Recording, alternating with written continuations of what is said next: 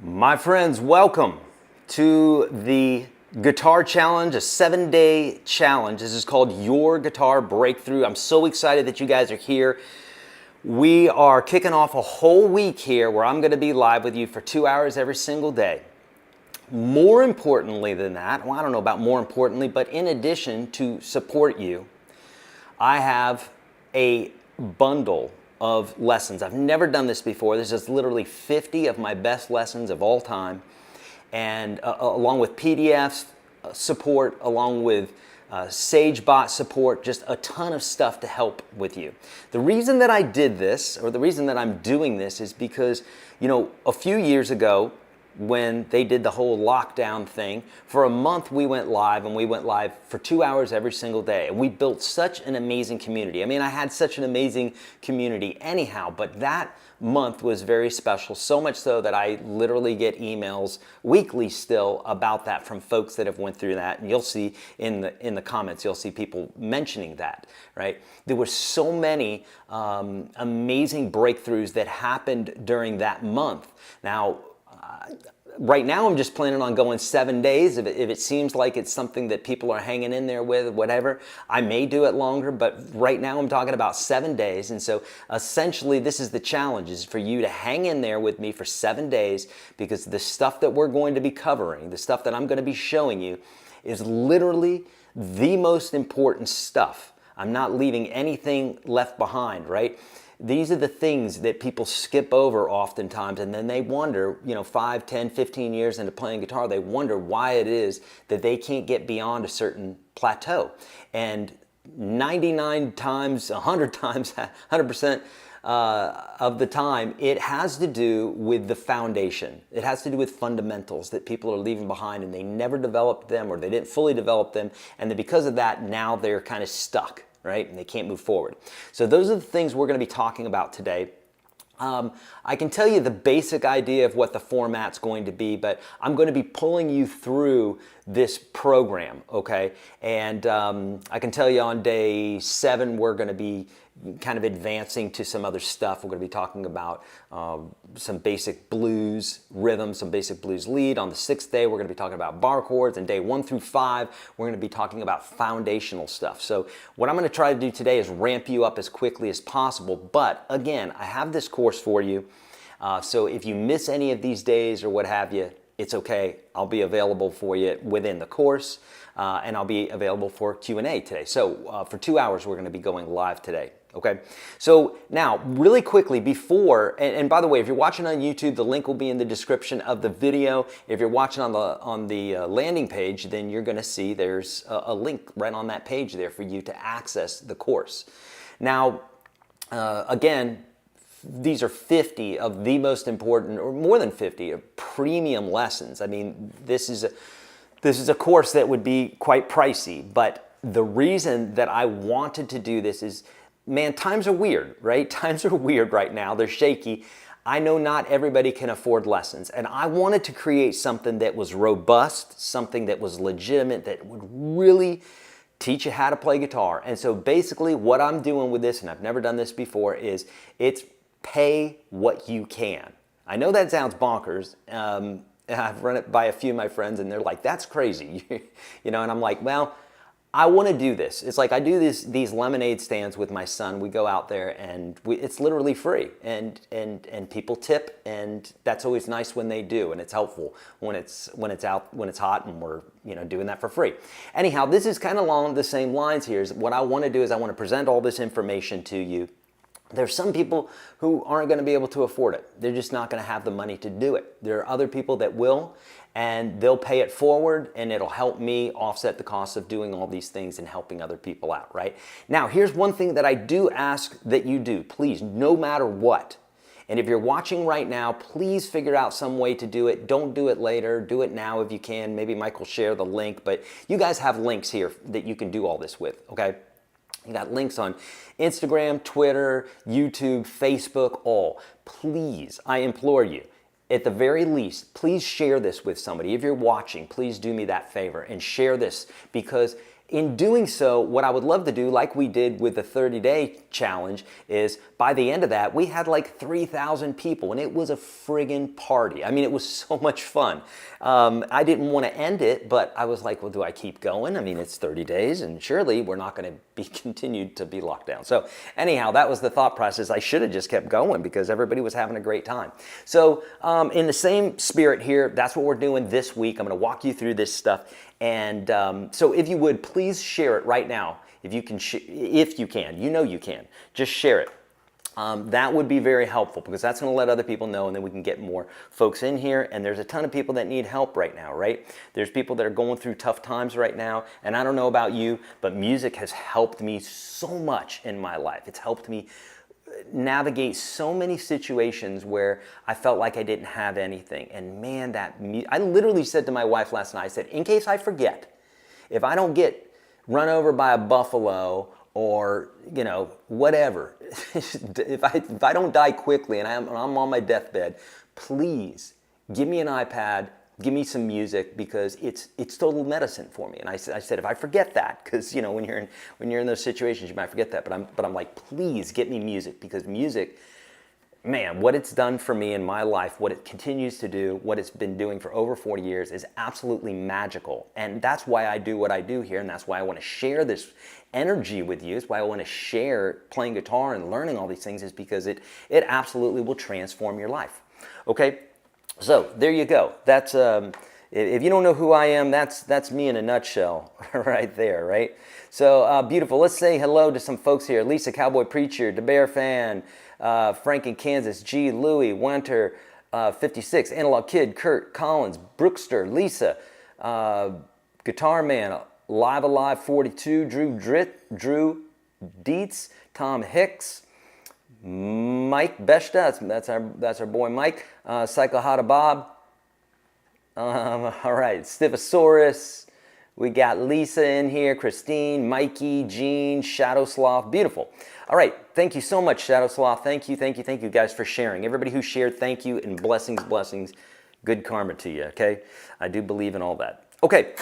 So here we go. So let me show you, I'm going to walk you through this step by step. So I told you, like, really the first 5 days here are going to be very foundational, but I promise you that I don't care how long you've been playing. I've taught people who have played longer than I have, because it doesn't have to do with age.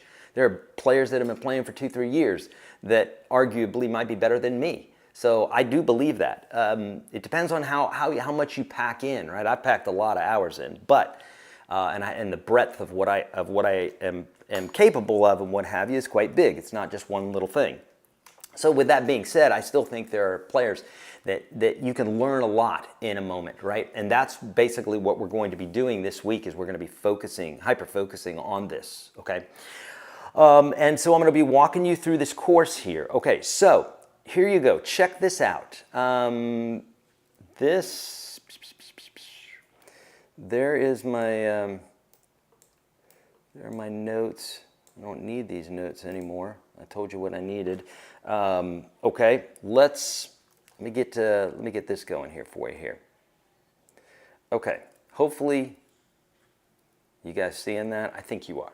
Okay, good. Let me show you really quickly, because we're going to be working straight out of this course. This is the course that is pay what you can. And I truly mean that. If you don't have the money, I understand. I've been there, okay? I've had money, I've not had money. Having money is nicer, but I've been there. So, okay, so here we go. Here is what's in the course, and then we're going to jump into it. So, UGS Standard, it's the 36 best lessons I've ever taught, and absolutely foundational and super important that you have those. I have this sampler pack, which is how did I do that? Here's the sampler pack, which is basically my visual jam tracks. We're going to talk about that more on Sunday when we're talking about blues improvisation, that sort of thing. This also gives you access to YGS guitar tabs and guitar charts, chord charts. So whenever you see me posting tabs and that sort of thing, this is where they go. And then on the 7th day, we're going to be, in the 7th day there was light, I think, right? And we're going to be talking about blues rhythm and blues lead. On the 6th day, we're going to be talking about bar chords, and then I also have the ultimate guitar guide for you. So this is the bundle that you guys should be looking at. If you haven't seen it already, click the link that's in the description of the video on YouTube or on the landing page where you're watching this right now. So we're going to delve into here first, and before we delve into these lessons here real quick, let me just point you down here. You'll have access to this. This is SageBot. This is an AI agent that Mike and I built based upon my books, my teachings, and the universal understandings of music and guitar. Okay, so it's not just what's in my books, but we pulled in some other universal information from music and from guitar. If you want to know about crypto, this SageBot's not going to help you. Or if you want to know other AI things, it's not going to help you. But it is going to help you as far as guitar and as far as music, and it's instantaneous and it is bonkers. Okay, we've really programmed this thing to the nines. Okay, so we're going to go over this really quickly. Some of these parts here, I'm going to go over this. And we're going to come back to it. So first off, let's talk about the 30,000-foot view of guitar, right? You're going to have issues. Your fingers are going to hurt. You're going to get worn out. You're going to get discouraged.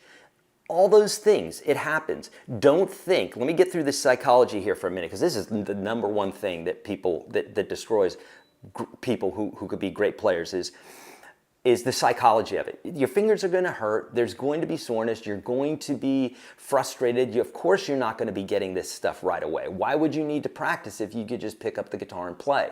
I always tell people my Mandarin sucks because I don't practice Mandarin, and I don't have a need to practice Mandarin. So, like, why would, if I was going to China, then maybe I would do that. Otherwise, I don't have a need to, so I'm not going to practice it, so I'm not going to be good at it.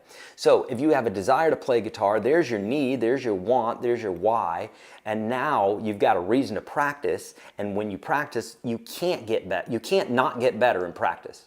You can't practice and not get better. It's physically impossible, okay? So understand that. Watch that video. All of these videos here, I'm telling you, if you haven't watched them already, go through them, okay? Now, choosing an acoustic electric guitar, acoustic or electric guitar, let me break it down for you very simply, because I've given you the brass tacks in regards to these. So I'm not going to go over every single video with you in high detail. That's what I've given you the course for, right? But in a nutshell, choosing an acoustic or an electric guitar, it comes down to three things: budget, feel, and sound.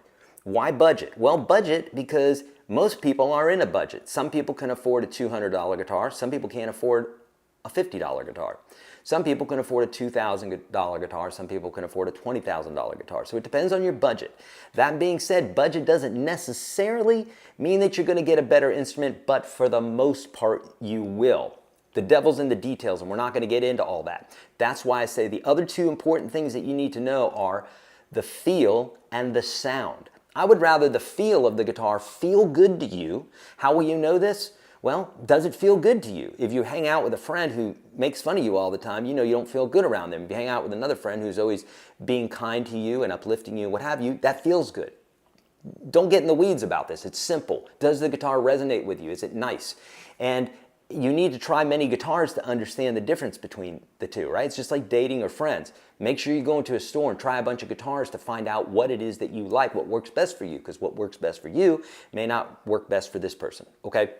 So feel is more important, because at the end of the day, if it doesn't feel good, it could sound great, and then you're not going to be picking the guitar up. The sound is important, but it's third on the list, at least for, when you're just starting off, because it has to feel good. Okay, it has to stay in tune, those sorts of things. Go see a guitar seller and ask questions. Ask a bunch of questions. So you'll see in that video there, I'll say, hey man, go to a store and do this, okay?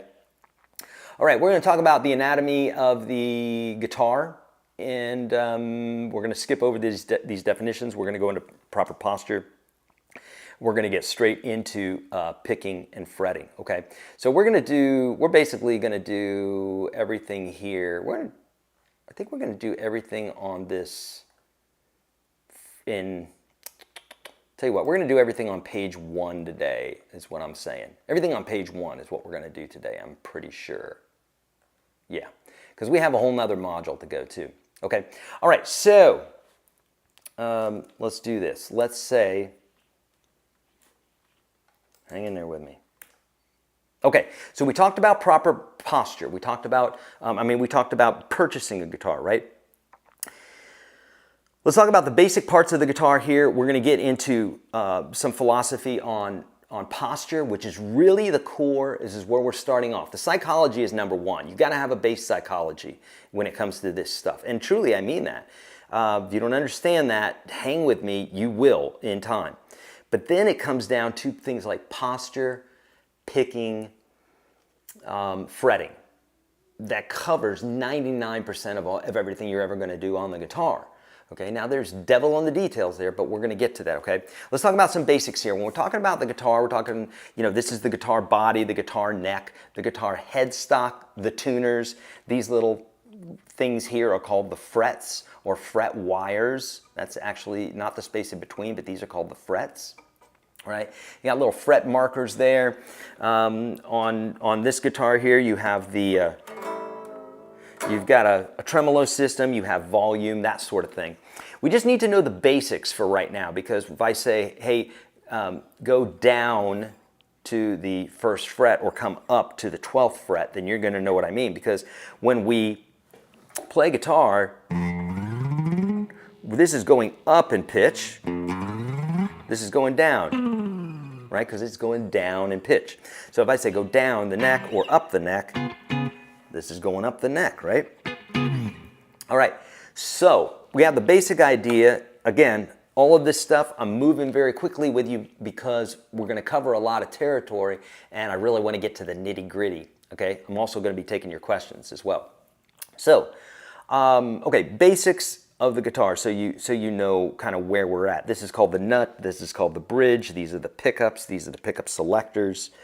This was an acoustic guitar, we'd have, well, it's a semi-acoustic, but we have a F hole here, but normally you'd have a hole right here.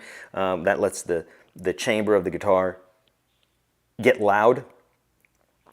Okay, so let's talk about posture. Posture is super important. A lot of people miss this starting off, and it's so absolutely crucial. Man, at the end of the day, you want the guitar to be comfortable, okay? I see Shadow saying speed is a byproduct of accuracy. It's absolutely 100% true. Speed is a byproduct of accuracy. Thank you so much, Shadow. Boom, we get to show that, because that is absolutely 100% true. So people say, hey, Eric, I'm playing guitar, but I would really like to be faster. Okay, then become more accurate. Well, how do I do that? How do you think you do that? It's not by watching TV. It's by playing the guitar, right? So you can't not get better if you practice. It's impossible. I've never seen it happen in the history of ever. I've seen people with really super lazy habits that just do the same little thing over and over again. Nah, that's not going to move. It'll move them a little bit, but not very much, okay? But so at the end of the day, practice. It gets you accurate, and the accuracy leads to speed, right? Just like Sloth said there. Okay, so let's talk about posture. We have two basic postures. We have the folk stance. So if I'm a righty, it's the guitar sitting on my right thigh. If I'm a righty and I'm doing the classical stance, I'm going to be like this right here. Gene, oh buddy, thank you so much. This is so kind, man. Gene just did a super chat here. I'm 79 years old vet, pro membership, and I hope this helps someone get the course they need. Thank you so much, Gene. That's so kind, my friends. I truly appreciate that. Unbelievable. Thank you, sir. And if you want, Gene, you can, yeah, he's a pro member, so he doesn't need this course. He has these lessons. But what a kind gesture. Thank you so much, Gene. Okay, so this is the classical stance. Why one over the other? Well, this is a little bit more rock and roll. You see this a lot. But the guitar is being held by my leg and my chest and my arm, and it's fairly sturdy, but it's still a little wobbly, okay?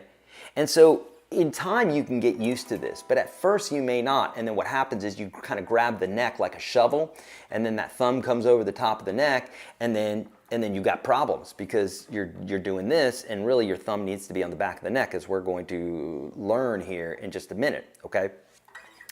All right, so, oh yeah, well, leaving the chat because ads are interrupting the lesson. Thank you so much for letting me know that, Christine. I don't know if Mike can do it in real time, but we may be able to turn ads off. Mike, if you're able to turn ads off on that, it'd be awesome. Thank you, buddy. All right, so the classical stance, it allows me, or the classical posture allows me to have two legs supporting the guitar now, and my chest and my arm. And so what does that mean? That means the guitar is a lot sturdier here, and it's at a position where my thumb is kind of easily dropped behind the back of the neck. Now, why would I not want to do this? Well, because it can tire the back a little bit because you're engaging the back muscles more than you are like this. This way you can kind of slump a little bit, and I'm curving the back, you know what I mean? Thank you so much, Mike. Mike's turning those ads off. Thank you, Christine, for letting me know. So, all right, so there's two different ways to do it. Which way is best for you? Do the way that feels best for you. I would say try both of them. Try both of them. But ultimately, if you are sitting like this, if wearing a strap as well is going to be helpful because it's going to keep the guitar where it needs to be. Okay. And as far as the classical posture, you're going to have more access to the guitar, but again, it's going to tire you out just a little bit more. Okay. All right. Let's take a look at. Let's keep going here. Okay. All right. So we said. The posture, the definitions that we'll be using, we're not going to need that so much today. Introduction to the physics of sound, we're not going to get into that. We're going to talk about the basic pick rest. Yeah, we're going to do that. Okay, and then I'm going to see what else is here, what else I need to be taking you to. I think I'll be able to. Okay, that's great. Okay, what I'm going to do. I knew this would kind of work itself out here. Basically, we're going to do module 1 here for the first 3 days. I think we have 3 pages to do there, and then I'll take you through module 2 for another 2 days, and then we'll do bar chords, and then we'll do blues. Okay. All right. Good. All right. So let's get back to the core here. And again, this is the course that I'm making available to everyone right now. Everyone. Okay. Take advantage of it. Check out the links here. Okay. Okay. Now let's get into basic picking. This is so important. Hello, GM. Glad you could join us. Okay, there's 117 of you right now. If 117 of you have not shared this, please do that right now. At the very least, I asked if you could do that because that's going to really help get people here. We want to get as much people here as possible. I'm providing this course with 50 lessons for free. Or I should say it's pay what you can. I mean, essentially, there's some people that are going to do it for free because they just don't have the money to do it. There's other people who are going to pay it forward. Whatever you can do, that's why I wanted to create it this way. But the more, the better, because some people are going to be able to pay for the course, and that is going to help the whole situation, okay? GK Kearney, beautiful. Thank you so much for the kind words, brother. I so appreciate it. That's very kind of you. Thank you. Okay, so we just talked about posture. Let's talk about the pick rest for a moment because this is the most important thing when it comes to picking. Okay, it really is. It's the most important exercise when it comes to picking. Okay, so you'll hear me say that a lot, and you're like, he says that a lot. That's the most important, or 99%. Or it's because I'm a big fan of Pareto's rule, right? You do 20% of the right stuff, you can take care of 80% of the job, as opposed to doing 4 times the work and learning the other 80% of the stuff and only being able to do 20% of the job, right? Now, as a guitar player, a lover of music, lover of guitar, I kept going down the rabbit hole and I learned the other 20%, or at least maybe like the other 19%. I still have another 1% to learn, or probably more than that. But at the end of the day, you get to do so much. You get to learn so much, okay? Probably, maybe 90% I know on guitar, okay? All right, so let's delve into the pick rest. So the pick rest is this, and this is why it's so important. Basically, to do a pick rest, you're going to pick a note, say on the 6th string here, and you're going to let the pick rest on the next string that's below it. So here I am on the 6th string. I'm going to pick, and I'm going to rest on that 5th string. Now, some of you may say, well, that's super simple. Okay, cool, try it, especially if you're a newbie, because I can tell you that I've sat with hundreds of students. as a fingerstyle guy, the pick rest was the huge help for learning the pick. Steve is saying. Absolutely, same with me. And I learned this from my classical guitar teacher because we have something called a rest stroke. And so I'm like, well, I wonder if this would work for the guitar. And as I was working with my students, I'd be like, man, try this, you know? And then they would, and then it would help them 100% of the time. Thank you so much for everybody who's sharing, because we have 128 folks in the chat right now. So thank you so much for sharing that. I truly appreciate that, all right? All right, for friends who have just joined me, check out the link for the Pay What You Can course that has 50 guitar lessons in it. I'm walking you through that right now for the next 7 days here, okay? Literally pay what you can. 134 folks. Thank you so much. Beautiful.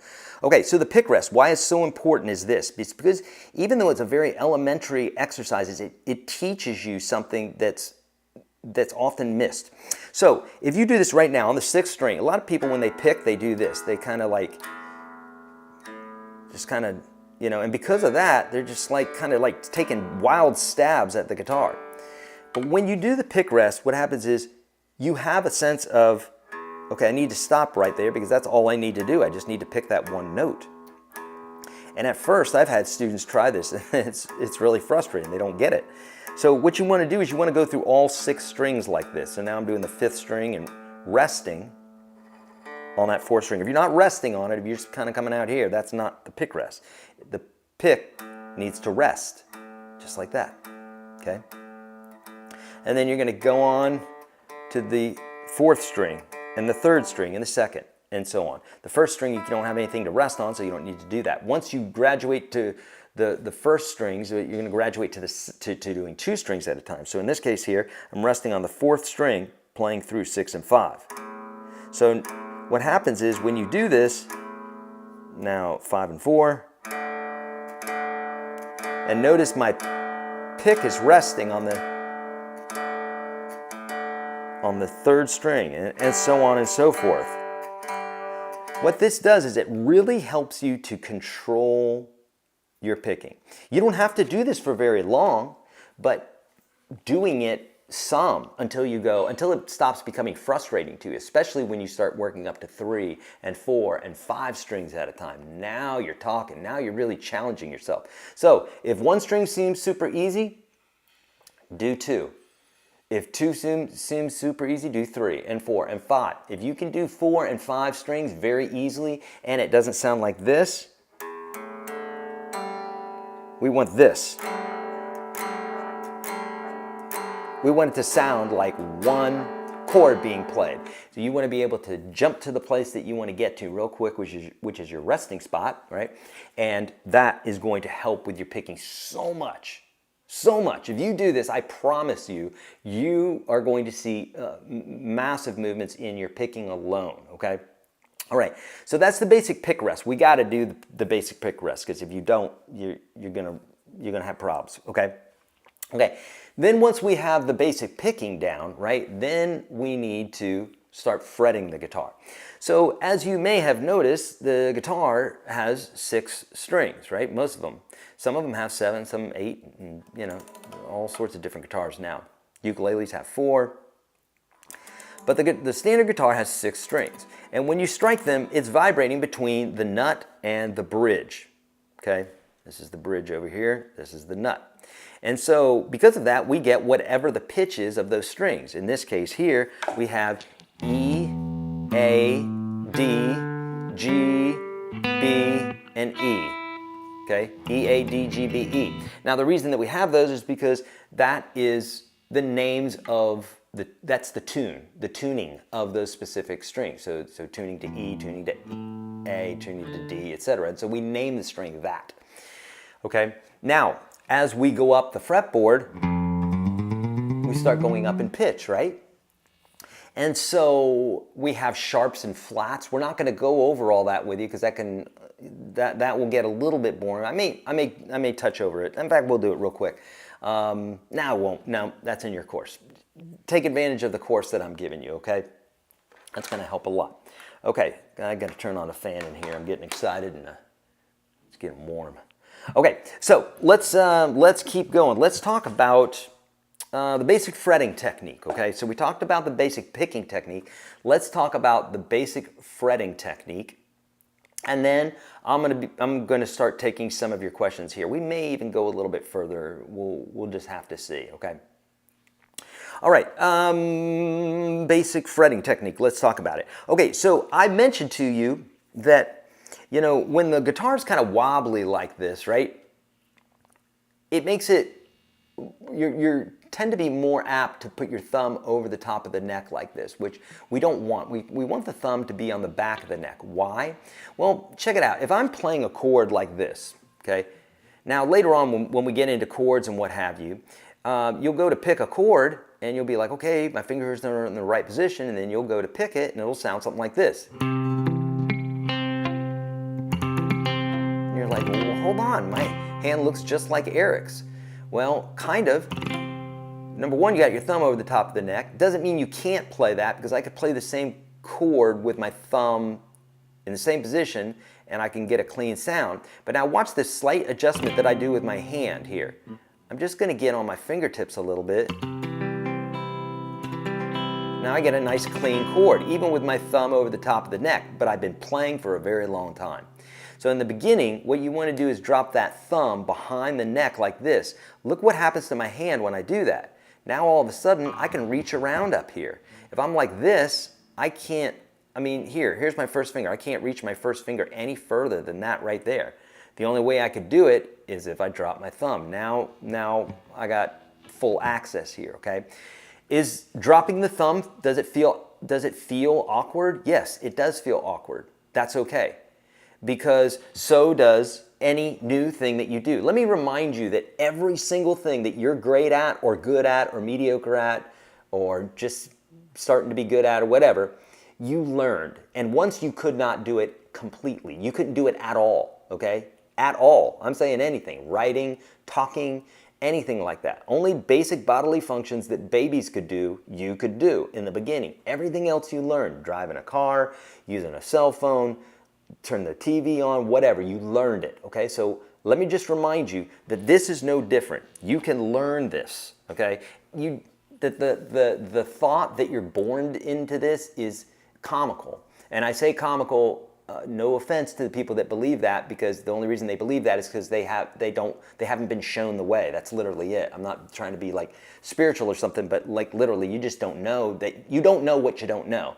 But after working doing over 10,000 one-on-one lessons over the last 40-something years, I've never seen a student that didn't learn if they were willing to learn. Okay, if they didn't want to learn, yeah, sure, it made it very difficult, because who wants to, you know, I don't want to learn Mandarin, so I'm not going to do well at that because I just don't have a need for it, okay? So same thing with the guitar. But again, you can't practice and not get better. It's physically impossible. You'll break something in the universe, okay, the physics laws, if that were to ever happen, which it won't, okay? All right, so dropping the thumb, thank you for the reminder, Sandro. Yes, drop that thumb, okay, and the wrist, drop them, because if you don't, what's going to happen is you're going to end up grabbing the neck here like a shovel.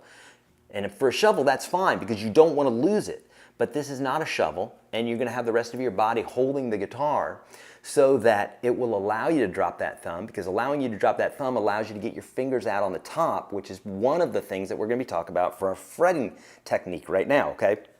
So here you go. So there's maybe three little things to think about, 3 or 4 little things to think about when we're fretting. And if you get these, friend, there is no other thing. Like when it comes to fretting, like you'll have the ingredients that the best guitar players in the history of ever know and have integrated into their playing. And here they are, okay? So number 1, playing on your fingertips. When I say playing on your fingertips, I mean playing on the tips of your fingers, not the pads of your fingers, right? To demonstrate this with my students, I would always do this. I'd say, okay, take your finger and, you know, kind of pinch it like this and put a little black dot right on the tip like that, and just go right down the line. I'm using a Sharpie pen here, right? And so if I do this, right on the fingertip, that, friends, is the fingertip. Notice that this, although some people would think this is the fingertip, is not the fingertip. I mean, it's the tip of your finger. You wouldn't want it cut off. But I'm talking about the tip, the very tippy toe, right? The tippy finger, right? That's what you want. So if you take a Sharpie pen and you do that, then if you're playing your chords and you see a little eyeball like that, like any one of these guys, right? See that third finger? If I see that up there, that's going to be a problem. So that thing needs to be hidden, right? So it needs to be like that. Now I'm on my fingertips. So number one, playing on your fingertips is really important. But watch this. If my thumb's up here like this, now what happens is I'm more inclined to play on the pads of my fingers. Now later on, when you become a more seasoned guitar player, you could have your thumb up here and play on your fingertips, but it definitely takes some getting used to. So in the beginning, drop that thumb. You want to think like there's some space right here, right? Right in between the palm, the web of your finger, the web of your hand, and the guitar neck. If there's not that, you're already making things really hard for yourself. And don't do that, okay? We want to make guitar easy. Okay. Thank you, by the way, everybody who shared this. We have 136 folks in the chat, and that makes me happy. Thank you so much. Okay, so there you go. Number one, play on your fingertips. It's absolutely the most important thing that we're going to talk about as far as fretting. Okay, so important. Now, another important thing is to play close up to the fret. So if this is fret 1, if I'm back here, I'm going to get this type of sound. Because what's happening is the string is vibrating right there at that fret because it's not being pressed down.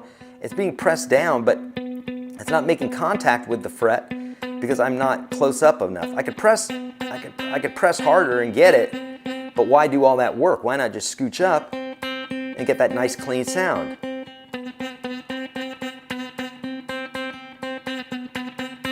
See? It doesn't matter where I'm at. If I'm back here, I'm getting that buzzy sound. So get right up on that fret, not on top of the fret, but just right behind it. That's the key, super important, right behind the fret. Now, when you're practicing this, you're gonna be like, man, that's a lot of things to think about. It is at first, okay? You're gonna be like, but at the same time, it's gonna be very slow.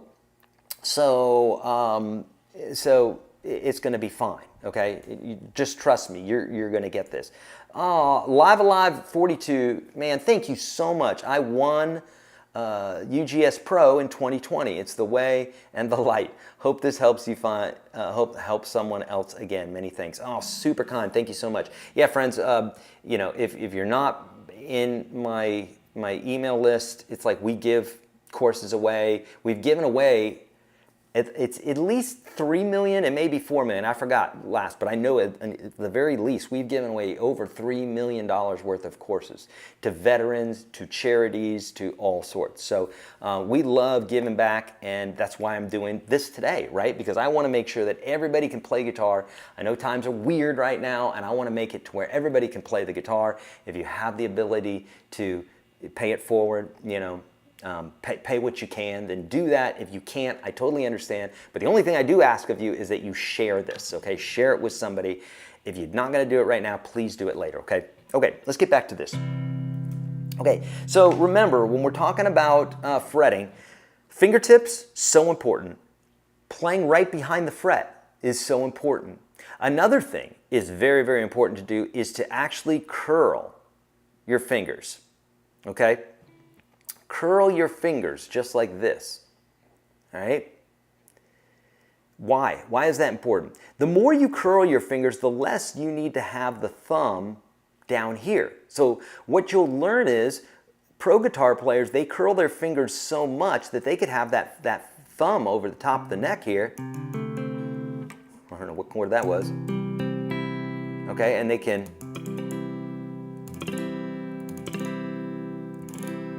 does that make sense? Okay. Don Vape is saying, I have Pro and I can't seem to do anything with it. Maybe I don't get it. Well, you got to click something. I mean, it's over 1,000 lessons. I've poured in decades into that course. So Don, it's not going to come out and bite you. You got to watch lesson 1, and then you got to practice the stuff, and then watch lesson 2 and practice the stuff, and it'll get you, to help you. And then also join me for the lives. If you have pro, you know about the lives. I'm here to help you, Don. Don't not do it because you're stuck on something. Let me know. Okay. All right. So again, curling that knuckle there is truly going to help you. See, I can keep my thumb up here as long as that knuckle's curled. Now, what do I mean by the knuckle? Well, I mean this last knuckle right here, okay? Think about like a karate chop, right? You're doing this kind of like thing. If you've ever seen them do martial arts, they protect the fingers like this. And so they break a board, a lot of times they're doing this sort of thing because you don't want to have your fingers out like this because you crush them. So that's what you want to think about. And it's not even so much this knuckle, the one closest to the hand, it's the one closest to the fingertip. That's the one that you really want curled a lot. That is a ninja trick, an absolute ninja trick if you can do this, because it will allow me to play clean chords even with my thumb over the top of the neck like this. Make sense? Okay, so 3 things. Fingertips, close to the fret, curl the knuckle. Dropping the thumb is helpful. It's going to get you there. Okay, I said there was 3, slash 4 things. You don't necessarily have to drop the thumb, but in the beginning, I highly suggest dropping the thumb because it's going to help you an absolute ton. Okay, all right, let's do this. Let's look at. Let me go back to the course here, and let me see if I can bring you through anything else through here, okay? Because we have a few minutes. I want to make sure the naming of the notes, I said I was going to do that with you, but we're not going to do that. I'm going to save that for the course. How to read tablature, I'm going to save that for the course. You guys have that. Some of these things, it makes way more sense if it makes way more sense if I just kind of let you go through them inside the course, okay? Okay, let's do this dexterity exercise number 1, okay? We're going to do that. So dexterity exercise number 1 is this exercise that basically just takes you through each one of the frets, okay? So just like this.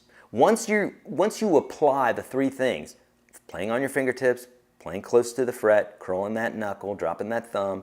Then you want to integrate it. Just like anything, it's going to be awkward at first, okay? Understand that. For 100% of the people, it will be awkward at first until it's not anymore, okay? So please, please, please understand that, okay? So important. Thank you so much, PJ. Made it. Eric's April 2020 30-day challenge got me started in guitar at 65. I love that. I credit Eric with getting me off to the best possible start. Also won a guitar and pro. Perfect. Oh, that's right. Yes, I remember. Yes, PJ, that's awesome. Thank you so much for that. Okay, so dropping that thumb, we're doing all the things here. Now we want to practice something, okay? So it's still going to feel awkward until it doesn't feel awkward anymore. That is true with every single thing that you've ever learned in life. If you just walk away with that today, I will be happy, because you'll know that any obstacle that you come across just means it's new to you. That's all. In fact, Tony Robbins says whenever you have confusion, it means you're ready for a breakthrough. And this is a guitar breakthrough, so there you go. That's obviously true. When any new thing, if you scale a new mountain, I haven't gone up this kind of face, that's steep, that's weird, the ice is weird. It's new, you haven't done it before. It's not in your paradigm. It's a paradigm shift, so it's difficult to understand, so it takes a while. So don't look at that as being a bad thing. That's a good thing. That means you're challenging yourself, but you have to push through that, and you have to have the knowledge that, okay, well, you're going to get it, okay? All right, so we have to integrate this stuff, right? So now what I'm going to do is just a simple exercise, and in fact, I have 24 or 25 of these exercises for you in the course there under the dexterity exercise number 1. So right now, what I'm going to do is I'm just going to pick 1, 2, 3, 4. Now when I come to the second string, I'm going to use the pick rest. So I'm integrating everything now. And if I hear a little buzz like I did just now, oh, look at that, I'm not close enough to the fret, so I'm getting lazy with my thumb up there, so I'm going to drop my thumb. Now that allows me to spread out here a lot more. Watch what happens naturally to my hand when I bring my thumb up. I'm not doing this purposely, I just don't have enough hand. The hand tends to kind of smush together here because it just physically can't reach. But when I drop that thumb, look what happens. Man, now I can get to a lot of frets, right? So dropping that thumb helps out a ton. Don't be the guy to just keep grabbing up here and then you wonder why it is you're not being able to play. So now that I drop my thumb, now I can play a nice clean 4 there. Now I'm playing these at my speed, but whatever your speed is your speed, and that's the important thing. Also to remember is that everybody's at a different place in guitar, everybody started at a different place, everybody has a different brain. We have 141 folks in here. Yay, thank you so much, folks. Hey, please share this with friends. A little applause for you guys. Yeah, and I always like this too. Thanks guys for sharing, I appreciate that. All right, so 1, 2, 3, 4. We're gonna do that slow. You're gonna do it to the extent that you can do it. Remember what Sloth said earlier? He said accuracy equals speed. So don't go for speed because speed, number one, is a moving goalpost.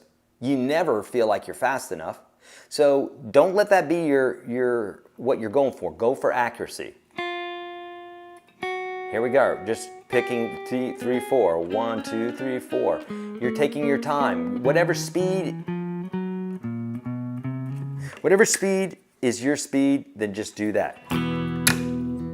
Okay, makes sense? All right, then I have, once you get bored of that, then I have other exercises like 1, 3, 2, 4, 1, 3, 2, 4. And you could move it on up the neck, you know?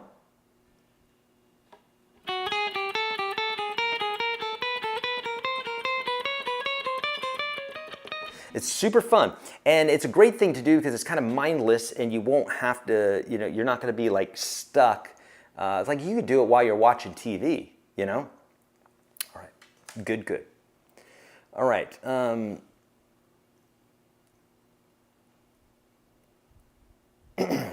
right. Let's get to the next thing here, man. All right, so, yeah, let's talk about this. Another thing you want to, this lesson here, staccato versus legato. Do you see this right here? This staccato versus legato is this. Here's the deal. At first, when you start playing, you're probably going to play like this. That's what we call staccato. Like think about stick, like getting a stick in the eye. It's sharp. As opposed to legato, like smooth legs, right? Think about.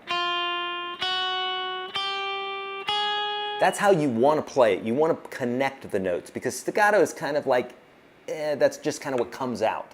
That's natural. That's like when a baby walks and there's kind of stumbling. That's your natural walk. But like, not natural walk, but it's like what you're doing when you don't know what you're doing.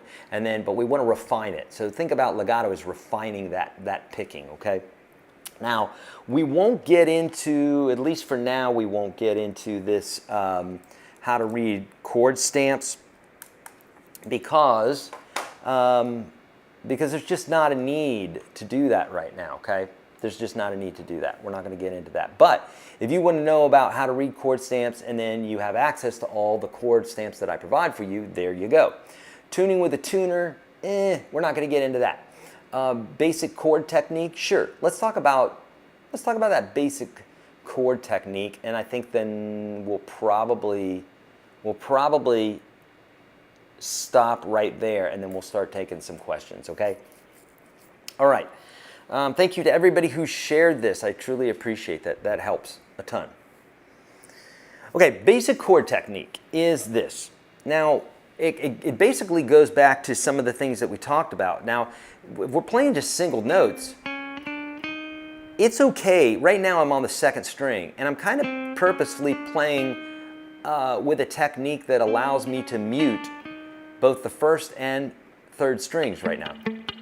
That's the first, here's the third. And so as I'm picking this, I'm using the sides of my finger.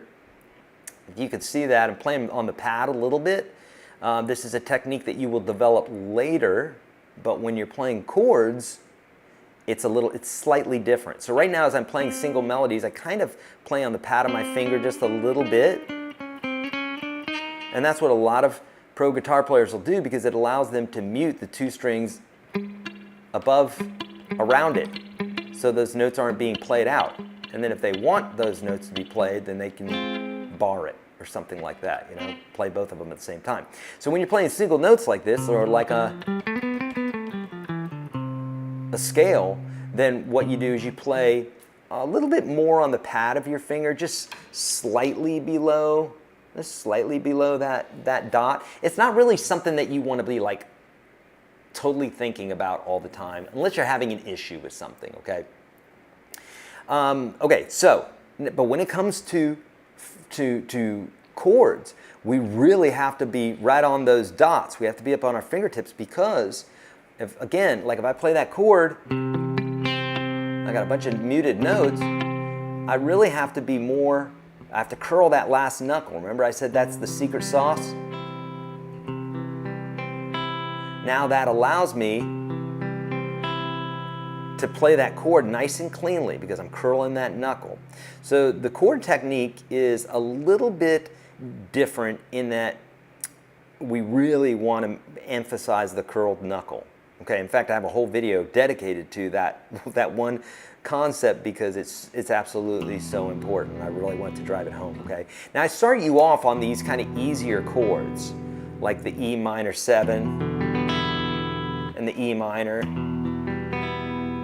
and then the E, and the A, and we get to the G later, and the D, and okay, and then we get into what I call the 9 essential chords. And if you know these 9 essential chords, and then you understand how to use the capo, like I show you inside the program, then you're going to understand this, and you will literally be able to play millions of songs.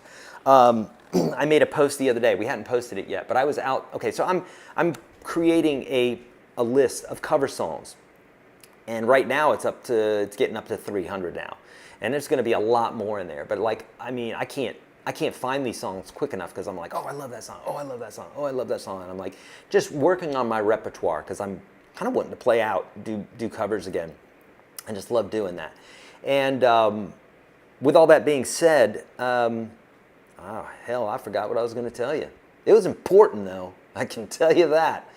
It'll come to me in a second. Watch this. As soon as I act like I'm not going to talk about it, it'll come back to me, okay?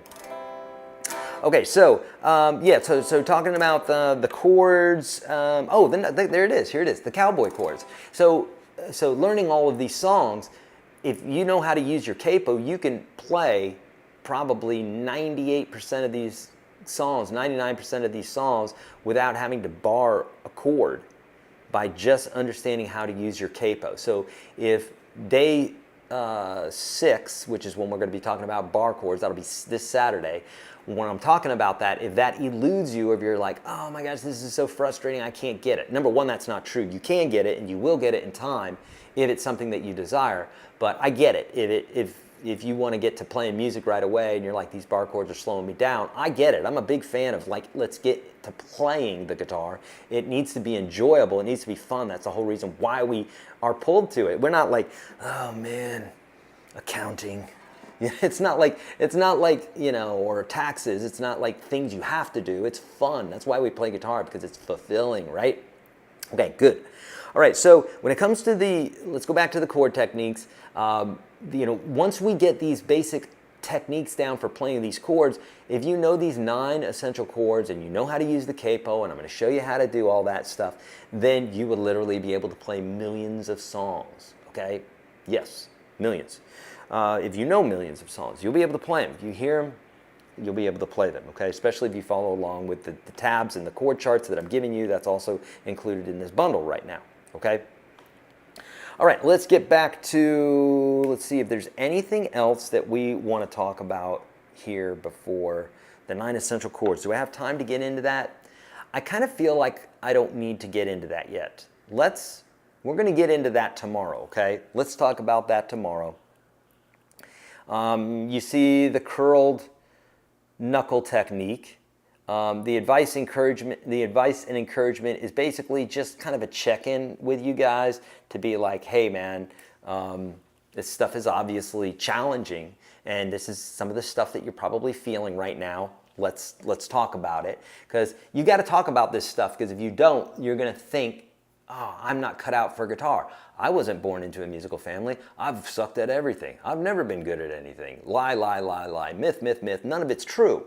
So you need to have someone there who's been through it all and has seen thousands of people go through the same process and get to the other side. You need someone who has that faith, who understands that process, because if you don't have it, you need someone to do that. Have you ever been sick or ever not gotten through something? You needed to go to somebody who knew the process, and then once you talked to them, you felt so much better, because you're like, whatever, a doctor or, just somebody who could walk you through stuff. Maybe not so much doctors anymore, but maybe, I don't know. But somebody, a priest or something, a business person, a coach, they could pull you through it and tell you what's going on, what's happening on the other side. Then you go, okay, I got that. Usually a teacher or a coach or something like that is who I'm talking about. So just understand that, okay? And throughout this course, that is literally pay what you can.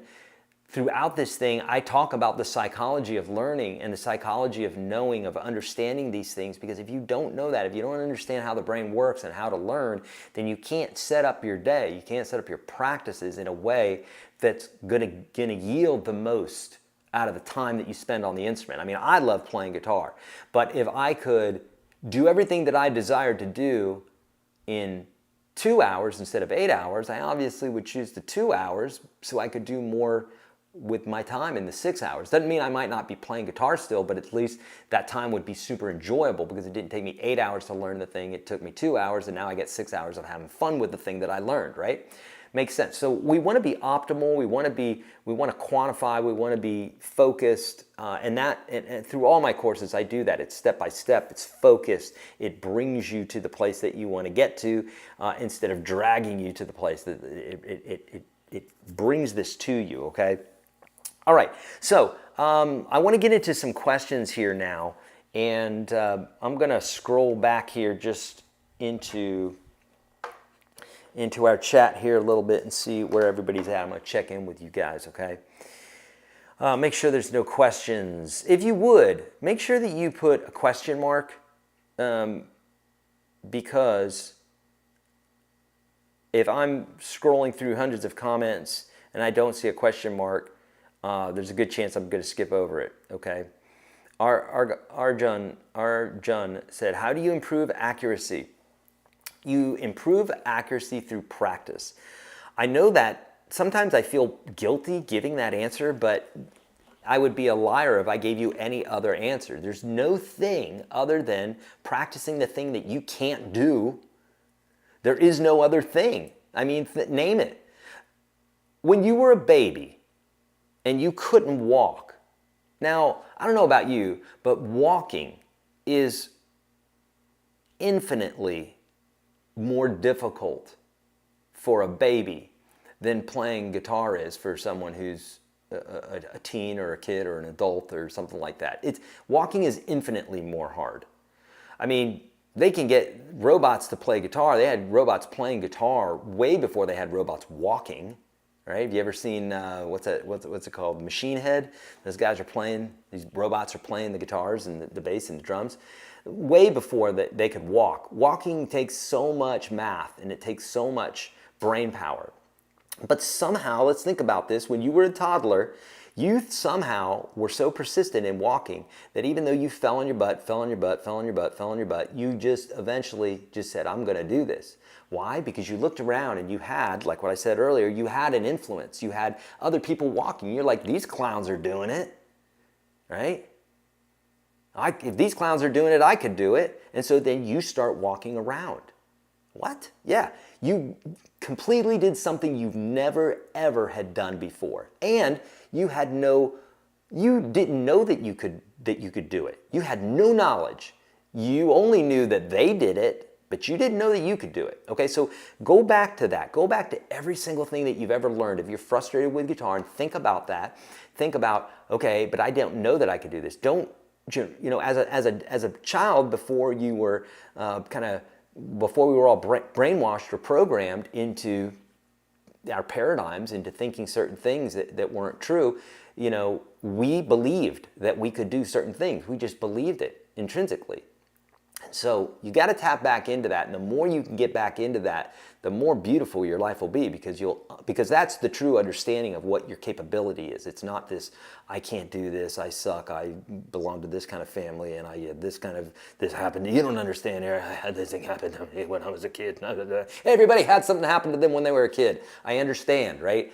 And we all have empathy for that stuff. But let's get beyond those things, and let's get beyond the excuses. If you want great things, you got to lean into where you want to go, not where you were, okay? Sorry to get real with you, but I got to get real with you, okay? Because I want you to get to the next level, and it's important for you to get to the next level, okay?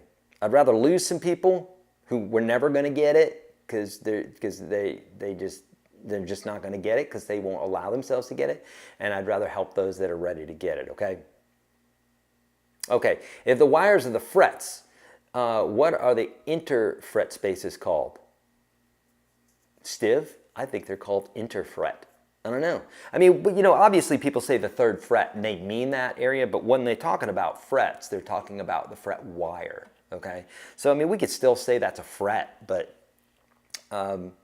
yeah. Christine, oh boy, I was literally hunching over my guitar when you said that. Yeah. Yep. It's all right. How many of you Googled PV Razor? I did. Yeah, that was my first guitar, and it was ugly. It was so ugly. But, wow, I was so proud of that guitar. It was so cool, man. I absolutely loved it, man. It was so fun. It was my first electric guitar, And it was legitimately amazing. All right, let's get to some questions here. For the next hour, I am yours. I'm at your behest. So any questions that you have for me, be it what we're talking about right now. That's my other guitar there in the shot. Sorry. If it's anything that we've covered or anything going forward, let's do it. Okay. All right, I'm looking at questions, looking for questions, I should say. Yeah, thank you, Drew, for that. Once you get started getting calluses, you'll see the tips of your fingers dialed out. Yeah, you'll start building calluses on your fingers, I promise. If you have a nylon string guitar or a ukulele or something like that, start noodling on that, because that will help a ton. You're still getting the work done, but it's not hurting your fingers as much. And for hurting fingertips is a real thing. I've been playing for 40-something years, and there's times when I go like for a marathon of playing, and I'm like, golly, my fingers hurt. You know what I mean? Because if you're used to playing a couple hours a day, and then one day you're playing 10 hours, it's like your fingers are going to hurt.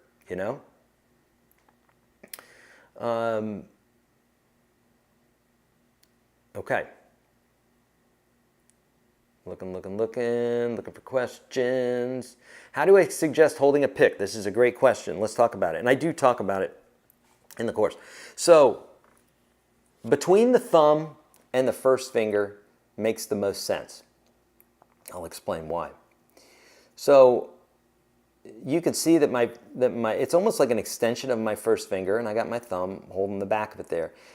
Sometimes I might do this, kind of on the side a little bit, but I never do this, where it's like on my knuckle, because you don't have the same control as you do your fingertips. I mean, think about trying to pick something up like this as opposed to picking something up like this. This makes a lot more sense. So you have a lot more control, a lot more flexibility. If you were drawing, it would make more sense like that than holding a pencil like that, right? So fingertips are best, right? You could technically, Eddie would play like this, Eddie Van Halen, but he would also, be finger tapping like this with his first finger. So you could do that. You could also use two fingers at once. Do what's comfortable. I find that I'm in this position like literally 95% of the time. And if I'm just playing like this, that's what my hand looks like. So first finger, the pick is an extension of the first finger, and then the thumb is kind of at a 90-degree angle, if you will, okay? Yeah, it's like at a 90-degree angle. So it's like this That's what it looks like in my hand. Boom. Boop. Okay. Right. Great question.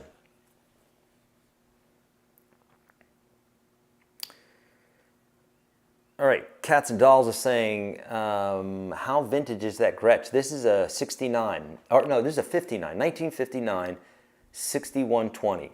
This was my dream guitar as a little boy. I finally got one. Why don't you and some others use a guitar strap? I see this all the time. Well, when I'm sitting down, I find that the guitar strap gets in the way, because I mean I could put it over my shoulder, but I mean I've got my inner ears, I got my in-ears in, you know, my monitors, and I got a microphone on me, and then if I have to get up or something like that, now I got yet something else to deal with, and I got wires and all sorts of stuff around me. You guys don't see it, but I've got wires and lights and microphones and everything around me. So now if I'm standing, obviously I'm going to be using a strap. And then sometimes I will use a strap if I'm less encumbered, unlike I am today, if that makes sense. Lisa, I tried 3 or 4 online guitar programs, but it wasn't until I signed up for Eric's lessons that my learning accelerated and was much more fun. Thank you so much, Lisa. That's so sweet. So appreciate it. Thank you. I love it. That makes me feel good. You know, for those folks who are new here, we did this thing, I mentioned we did this thing in 2020, in April 2020 during the lockdown, went for 30 days, and it was so awesome. I mean, we really had a family built there. I mean, we were built before that, but that was a real special occasion, and it was kind of like being at camp or something. Even though we were all separated, it was still like being at camp. And a lot of people saw some major breakthroughs there, and that's why, in the spirit of all that, I wanted to do the same thing again, you know?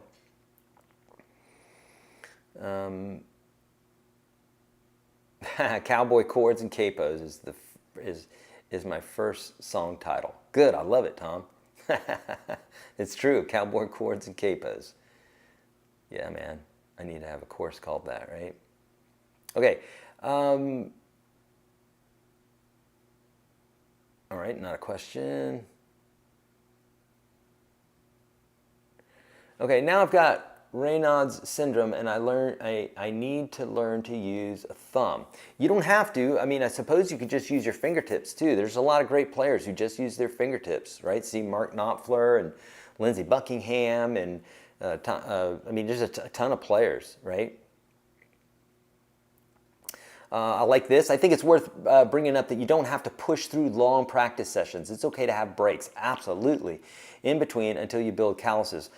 Just as long as you play. Exactly. And when I couldn't play, like when I would just wear my fingers out, then what I would do is I would, without pressing the strings down, I would go through like forms, like the cage system. I would kind of formulate them on the fretboard without actually pressing my fingers down to where it was hurting them. And so like that was helpful. Or I would be doing stuff on a pad, or I'd be working on my ear training, and I'd be listening to songs. There's just so many different things that one could do. Yeah. Do I have an opinion on Zager guitars? Yes. I have a Zager 900, Zad 900, and it's absolutely amazing. I absolutely love that guitar. It is loud. And it is, the sound is, the tone is great, the intonation's great. I got 0 complaints about that guitar. It's fantastic. It came out of the box playing great. All right, Don is saying, I have issues getting the thumb over the top. Usable. Any tips? Well, Don, you know, at first we don't want the thumb over the top of the neck. I have issues getting the thumb over the top of the neck. So, and I imagine that's what you're saying, that you're having issues getting, like, you're not having a problem getting the thumb over the neck, you have a problem getting the thumb not. Here's the deal. Number one, this is true with anything in life. And this statement alone has revolutionized my life so much, or this thought process has revolutionized my life so much. And it's this. It's the observance. The observance of something is the most important thing, and then how much you observe that particular thing determines whether you're going to see a victory there or not. And what I mean is this, okay? the addict who doesn't observe that he's an addict is gonna have a lot of heartache in life because he doesn't know that he doesn't know, right? As soon as there's an intervention, or it's not like less of the intervention, as soon as there's an admission, right? Okay, I am an addict, or whatever the thing is, whatever the observance is, now is the beginning of freedom. Now is the beginning, whether that's a diet, whether that's I want to play guitar, whether that's an addict or an alcoholic or whatever. Like it's the actual observance. So Don, you've done step one, which is you're having issues, okay? That's very important. Now, just like anybody who has that first initial thing, since that's your habit is doing that. And most of us, that's our habit, is pulling their thumb over the top of the neck. The next thing is the daily walking through it one day at a time, as they say, right? Same thing. So, so what do? You observe it, and then you keep observing it, right? This is what meditation is. It's what yoga is. When you observe the body, when you observe the breath, it puts you in a complete different state. And if you do it long enough, you can literally get into a state of bliss, a state of dreaminess, a theta state, which is your brain is literally vibrating at a different state, closer to where you are right before you fall asleep. It's called the theta state. Kids are in it all the time. You can learn massive amounts of information in your theta state, but we're usually much higher, like in 40 hertz area during the day, 30 to 40 hertz, 20 to 40 hertz, somewhere around there. Theta state is much lower, but in a good way, much lower. But that being said, Don, observing what it is you're talking about, and then while you're playing, observe it. So, Don, step one is you did the main thing, which is observe it, because if you don't first observe it, you can't keep on observing it.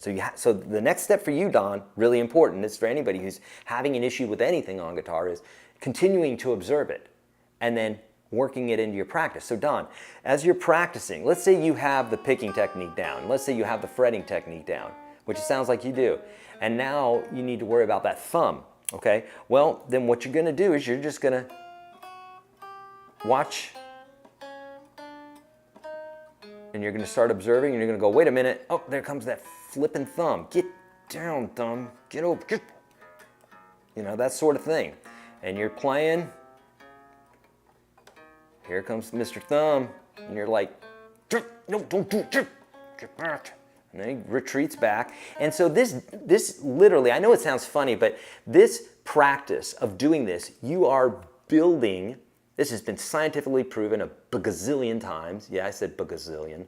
That's a big number. It's been proven so many times that when you do this, when you break a paradigm, what's happening is there's a series of neurons that fire in your brain that create an action, that create you to do things. Grab a cigarette, whatever. Good habits, bad habits, okay? And when you reprogram that, and Don, in your case, and this is literally everything on guitar and everything in life, this question, is that when you start practicing that thing and you observe it, and you observe it, and you observe it, and you break the cycle, and you break the cycle, and you break the paradigm, and you break the neural synapses going to the thing you don't want to do, and you come down this area that you want to go, then what happens is that area becomes much more padded down. It becomes much greater. You literally physically build a path in your brain with neurons that go to the path that you want to go, your habit. This is true with absolutely everything in life. So if you practice this, just like I said, Don, you mess up and you go, oh, I messed up again. What the practice is catching yourself. It's not, don't get frustrated at the mess up, because without the mess up, you can't do the rep. Similarly in meditation, if we're sitting there and we're meditating, people say, I can't meditate, I think about stuff. Yeah, I know. That's the whole point of meditation. So you're meditating and you think of a thing and you're like, see, I can't meditate. No, don't do that. You just observe the thought, and that's a rep. That's like doing a push-up, because that is changing your brain chemistry. It's changing your brain the way it thinks. So you're like, I'm meditating, oh, I got that bill, I gotta, let's get back to meditating, let's focus on the breath. And then you do that, and you build the neural pathway towards not having that thought come up anymore. And eventually you do that enough times, and the space in between each of those thoughts of being interrupted becomes further and further and further apart, to where sometimes you can sit for a long period of time and not think anything. Trust me, from a guy who couldn't meditate to a guy that does, it's very true. And this is true, I tell you this is because it's the same exact thing for guitar. It's the same, it's just basic, it's basic psychology. It's the way our brains work, okay? All right, do I ever have any quick tips on using a looper pedal? Yeah, sure, we can talk about it. I wonder if I have, see if I got my old, oh, I do, there it is. All right, get my old pedal cam up here. So yeah, looper pedal is, yeah, I'm barefoot, that's all right, I'm in Florida, friends. So,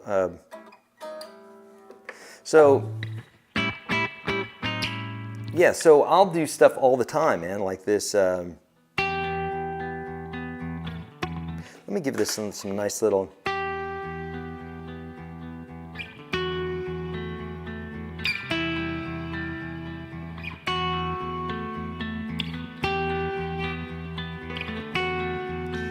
So I'm going to record this.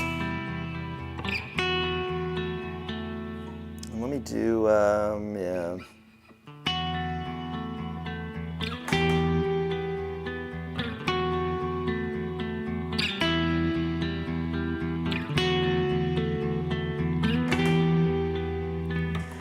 Okay, so now I have my loop, okay? So let me explain this to folks real quick. So basically what I'm doing is I have my pedal board here, and essentially what a looper is it allows you to record a section of music, and usually what you want to do is you want to record a very clean, 4 beats or 4 bars or 8 bars or something like that, and then you have a nice clean something to work with.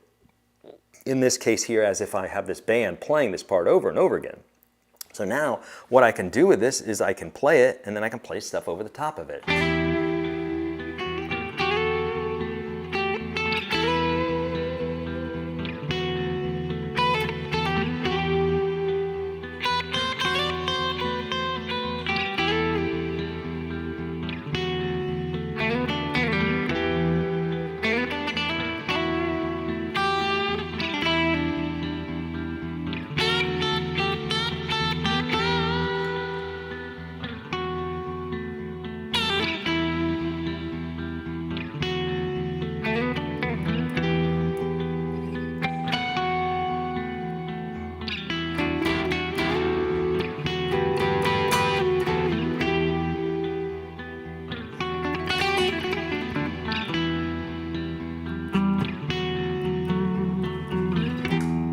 So loopers are very, very,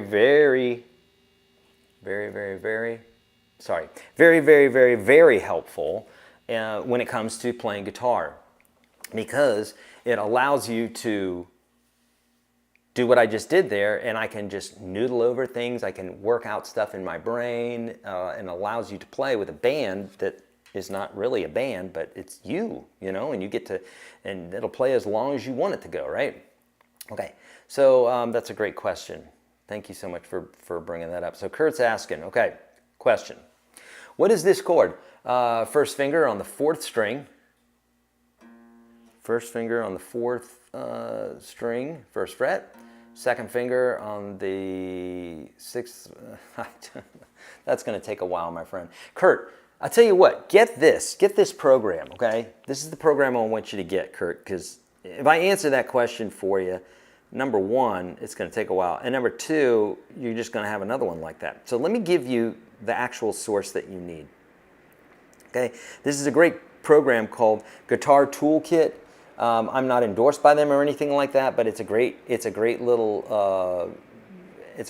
app, and it allows you to type in whatever it is that your chord is right here under the. So right here, I could just kind of do this sort of thing, and it'll tell me what the name of the chord is. So that is a great thing to use right there, my friend. It's going to take too long for me to figure that out at this moment. Okay, how much does the type of pick affect tone, and what is your favorite pick? Okay, that's a great question, and there are some things that affect tone more than others. Obviously, your amp is probably the number 1 thing, or the effects that you're going through. Then your guitar, then probably your pick. So pick has a certain amount of it, but could you quantify it? Probably not. So these right here, these have a certain, this is a Ultex, Dunlop Ultex. These are my favorite. No, can't even see that without, but it's got a little like rhinoceros on it. It's kind of clearish. This is a .73. I use thicker though. This is just what I use usually when I'm strumming. I use a .88. I use a 1 millimeter, and I use thicker sometimes, just depending on what I want to do. Usually the .88 for my everyday type of electric work is what I use the most. But then if I'm going to do some strumming on the acoustic guitar, I might use a thinner pick, and then some different materials too. In this case here, this is a .60, but it also has some it's got some good flex to it, and it's got some grip on it. So this is great for strumming, you know. So yeah, use different picks. I believe I have a video in there inside the course, but I talk about some different picks. If I don't, then go get a bunch of picks and try them out, because you're going to find that some work better than others, and you're going to gravitate, to some for different reasons. Okay.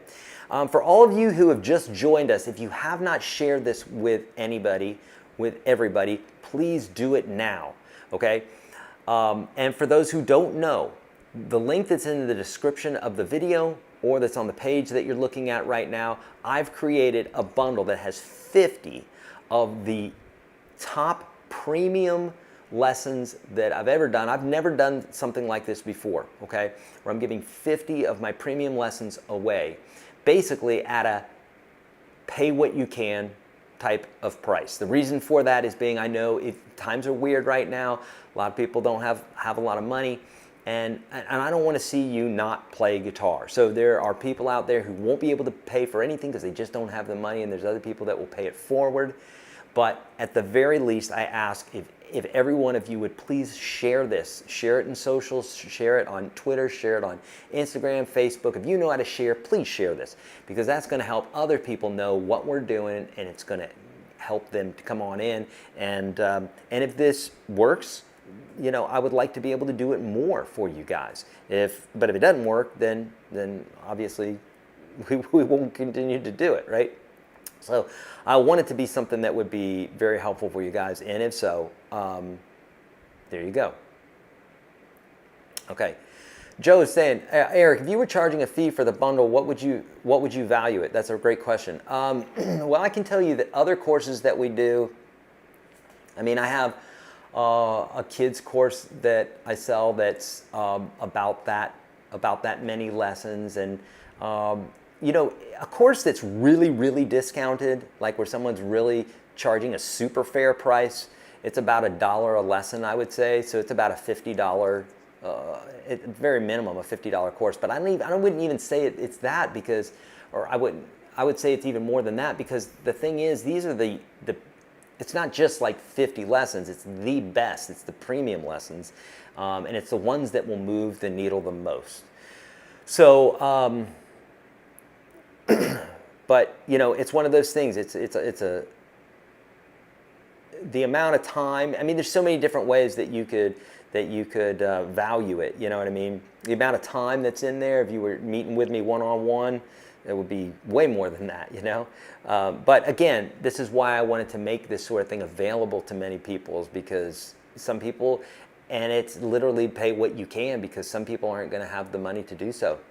And then other people will be able to pay it forward. So if that makes sense. Thank you for asking, though. Scott's asking, what's the best advice for big belly people to hold or wear their guitar? Scott, great question. A lot of my folks, big belly people, I get it, man. I'm a foodie. I love some food, man. Okay, so here's the deal. What you want to do, Scott, is use a strap and then kind of put it over your belly. I mean, I've seen folks do that, you know, and they have the straps and the guitar's up here, you know, and it really puts the guitar at a position that's available to them. You know what I mean? So if it's sitting like this, there's nothing wrong with that, because you're going to be, you know, like that. And if it's high enough, you could still get that thumb behind the neck like that, right?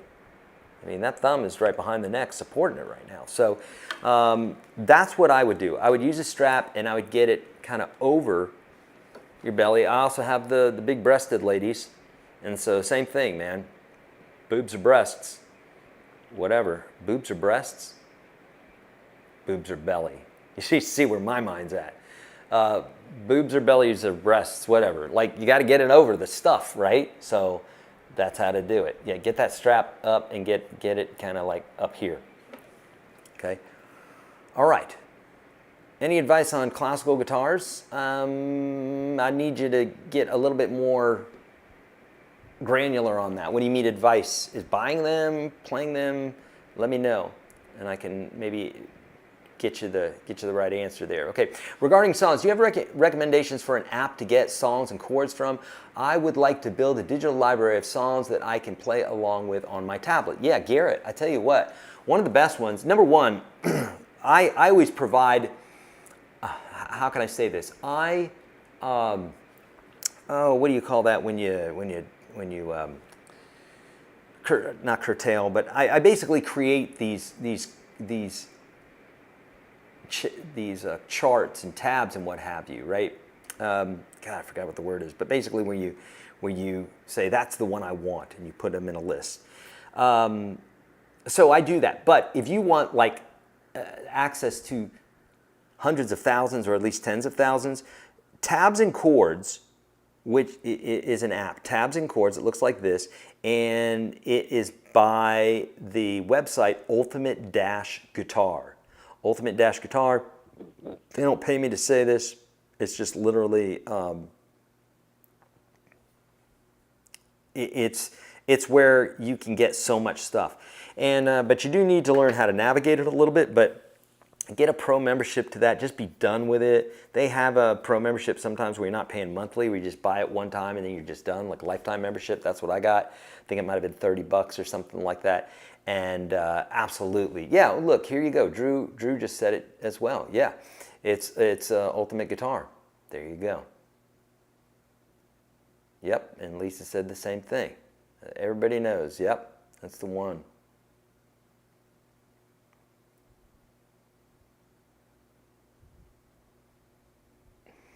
Okay, it will work on Android, yes.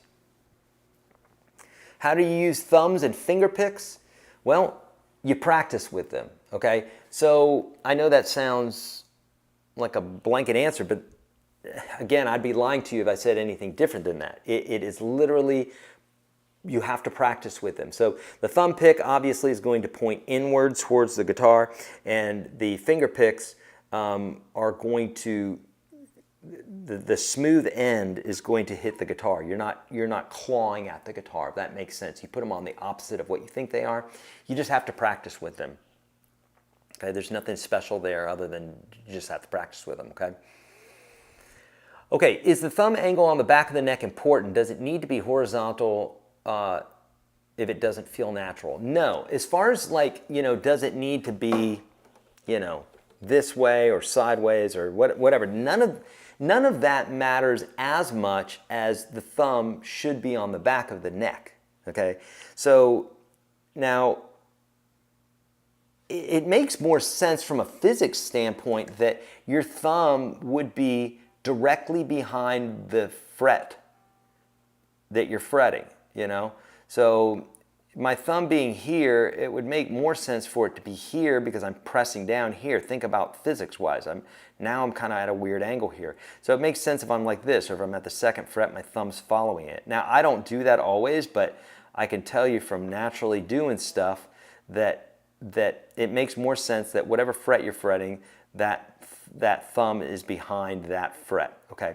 But now watch my hands. If I do this, my thumb's staying in the same place all the time because it doesn't really need to, do too much. Now, if I start moving up here, obviously my thumb's gonna move with it because it's part of my hand. But the thumb just on the back of the neck is really what we're looking for. Does that make sense? Okay, good. Okay, now, Don is saying, I should have clarified, I meant thumb over the neck, Hendrix style, not thumb over all the time, sorry. Okay, so Don, if you want your thumb over the top of the neck, the way to practice it, and I cover this in my courses, so you have this available to you, Don, inside the course. This would be a perfect thing for, you said you're kind of lost or whatever. Well, number one, watch that welcome video because it's going to guide you exactly how to do it. But then you've got SageBot to help you, and then you have the search functionality. So in that case, you just search thumb, and you'll find my videos on the thumb and how you might use that. So for the Hendrix stuff, let's say I wanted to play a chord that I play a lot of times with my thumb over the top of the neck is a major 7 chord. So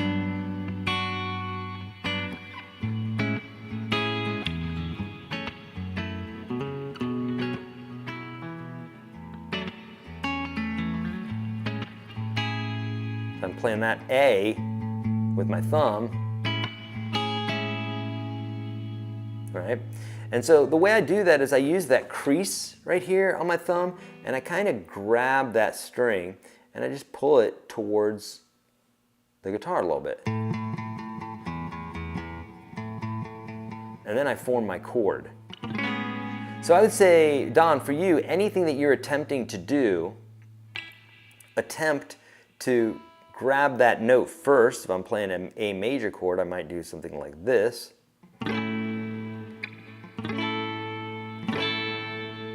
And I got that thumb muting the 5th string, playing the 6th, and then I got these guys playing the top part of the chord. I don't do that very often though, and that does have a bit to do with the hand size, a little bit. So the long, Hendrix had some long fingers, so it will make it easier if you have longer fingers in regards to that, but it still can be done. Okay, that's a great question. Yeah, looper pedal, one of the best things I got. I always tell people, man, absolutely. Tones in the fingers, loopings in his toes. Yes. Oh, love it, love it. Thank you, Gene. Every question I ever asked, I later found and fully answered, explained in 365, and SageBot makes it even quicker now. YGS is simply the best. Go pro and play. Beautiful. Thank you, Gene. Love it, love it, love it. Love it. That's why we call him Eric. I have a video for that, Andreas. Thank you. It's true. Yeah. Ah, good. Kurt got guitar toolkit. Beautiful. It's an F sharp minor 6 chord. Okay. Thank you, Kurt. There you go. And now what? Teach a man to fish. Like give a man a fish or teach a man to fish. So now he's off. Now he's going fishing, right? Good. Love it, Kurt. Glad you got that. All right. Okay. Okay, what is day 1 of the challenge? Okay, so day 1 of the challenge is this. Get the course that I'm setting you guys up with today. Get it. Number 1, if you don't do that, well, then you're not going to have access to this stuff. I mean, I don't know why you wouldn't do that, but like, I don't know, say you're really rebellious and you're like, I'm going to do it without it. Well, you can, but like, why would you do that? So, yeah. So get the course that I'm giving you guys today. I purposefully made it to pay what you can because I know not everybody can pay for things, right? Especially right now. So there you go. If you can't pay anything, don't. But please do share this on social if you would to other people. If you can pay it forward, then pay it forward. That's awesome. Thank you so much. I appreciate it. So that's number 1. And then start going down. I'll tell you what. Do this. I'm going to show you. Once you get in here, okay, so this is the course. We're going to go back, back, back, back, back. Keep going. Come on. Come on now. Come on now. Okay, so here we go. So you have, what you get in this is UGS standard. You get a blues, or you get a free sampler pack of our jam tracks. I'm going to show you that later on when we need it. Access to the guitar tabs and the charts, super important. Blues rhythm course, blues lead course, bar chords mini, and access to the ebook that started it all. My goodness, I sold a gazillion of those in the early years of doing this. So here's what I want you to do. Get in here and start right here in UGS standard. If you have not done this already, and if you have pro, or if you have any other courses from me and you haven't gone through this already, my gosh, friends, you got to do it, okay? Get in there, because this stuff is literally the stuff. And do this in order. Watch them. If you have to watch them at double speed, watch them at double speed, but let's get caught up.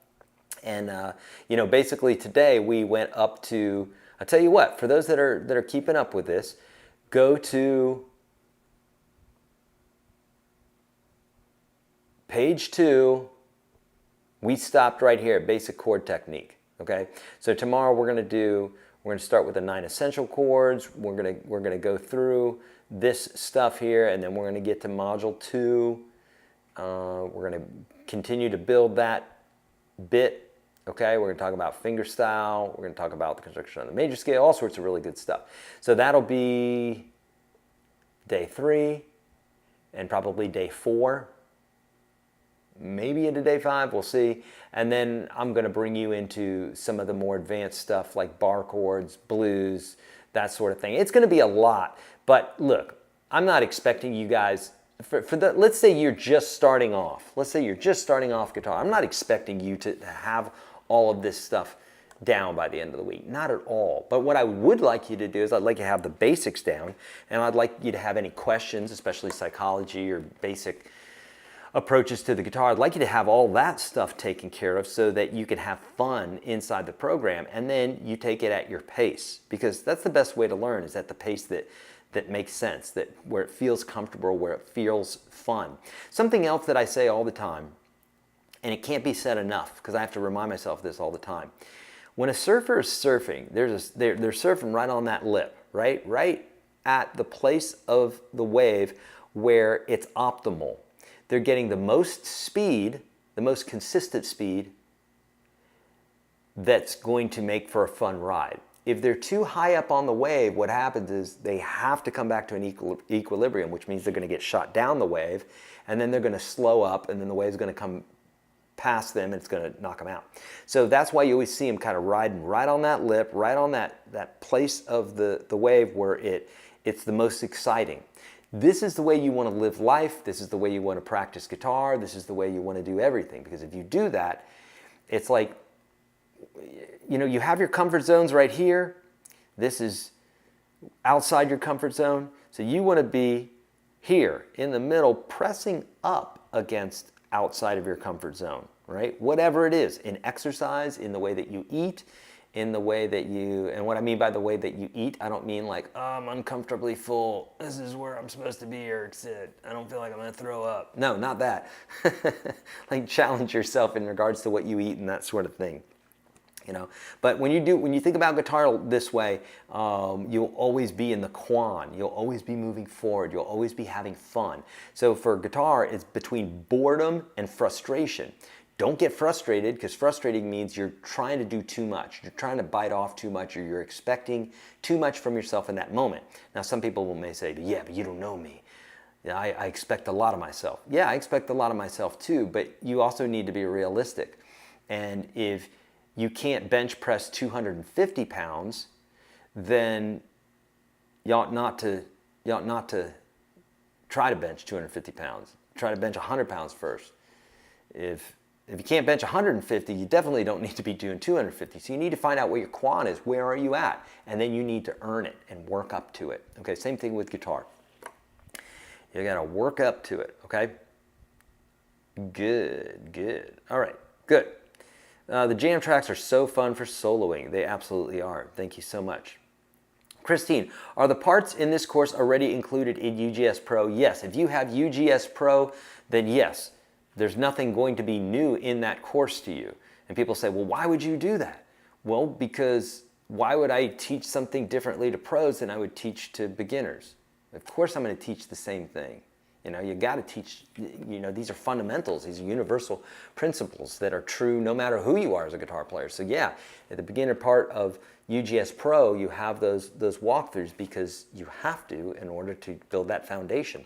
And the same thing is true for folks that maybe never get a course from me. I still want them to be established in those foundational bits. Does that make sense? Okay. Okay, Lisa's saying, once you know the basic 9 chords, go for the cage system course. Yeah. Yep. I gotta promote that one since it totally changed my guitar journey so I could play all along the neck. Eric knows my cage mantra, absolutely. I walked Lisa through that inside the program, and it was so fun and it was so exciting. I love, it's just like with my child. You know, if you have a child, or a nephew, or somebody young in your life, or young brother or sister or whatever, it's so fun to see them go through the same things that you went through at that age, and you're just like, oh man, they're so excited. I remember this is so awesome. And to watch Lisa and to interact with her inside the course during that time was so fun, because you could tell that she was just palpably excited about these breakthroughs, right? Oddly enough, that's what we're calling this, right? This is the breakthrough. This is your guitar breakthrough 7-day challenge. Because when you experience these breakthroughs, it's, there's a dopamine release. You're released dopamine, and you've earned it in a way that it's lasting. And so Lisa, every day she'd be in there and she'd be like, oh my gosh, that means if this means this, that means then this means that. And that means I could do this. And it's like you could see all the neurons connecting in real time in her messages. And I just loved it. It was so cool. So love that. All right. Stiv is saying, for me, it was the Nashville number system. All of a sudden, music got simple. Yeah, absolutely. And I would say, for me, those are two big things that once you get the basics down, right? Once you get the basics down, like, to me, the cage system and the Nashville number system, it goes hand in hand, like understanding those two bits, which for those that don't know what I'm talking about, the cage system is in a nutshell, it's a way to understand the chords going all the way up the neck. So, if I play a C chord here, I could play a C chord here. I could play a C chord here, here, here, here. These are all C chords, right?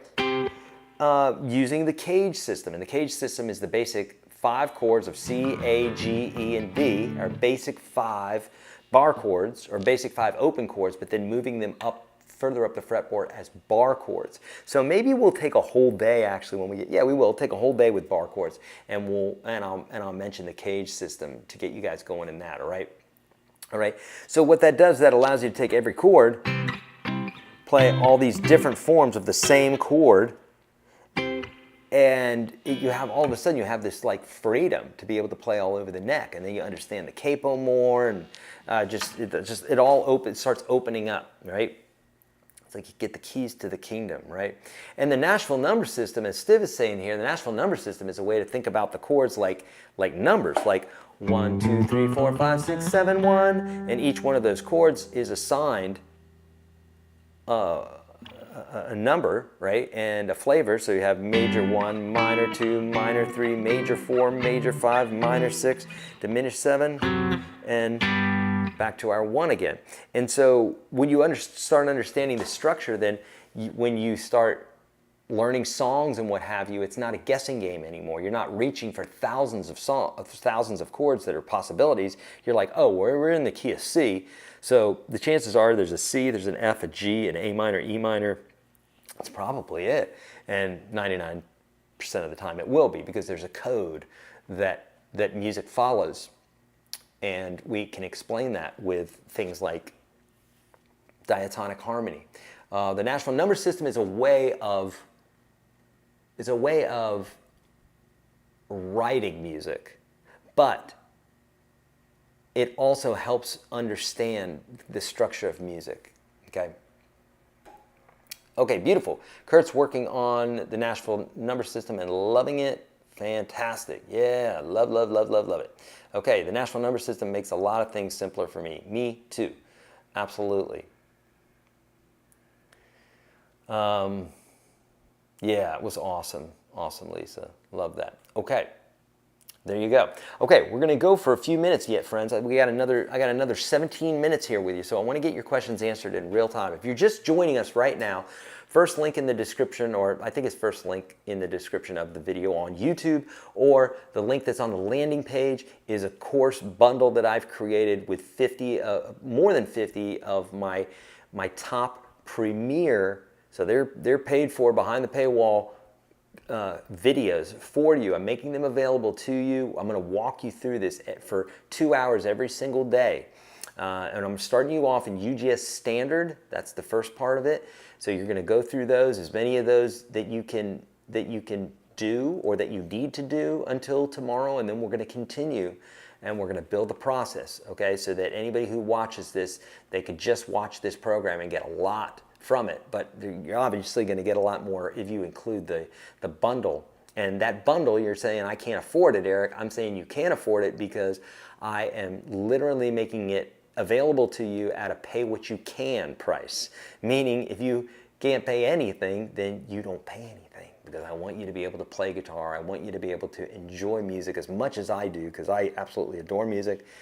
Moves me so much. I've been playing, especially lately here, I've been playing, again, lots of cover tunes. I've been just like getting into like every song that I've ever loved, and I'm playing them on the ukulele, I'm playing them on the guitar, I'm just changing it up all the time because it's just, I like challenging my brain like that, and I'm singing the tunes, I'm learning the lyrics, and I'm working on a set because I believe that I want to start playing out again, man. At least playing out like covers and stuff like that. Like I'm usually like an original kind of guy, but I've played in cover bands and I love it, but I'm kind of like, I really want to play some covers again.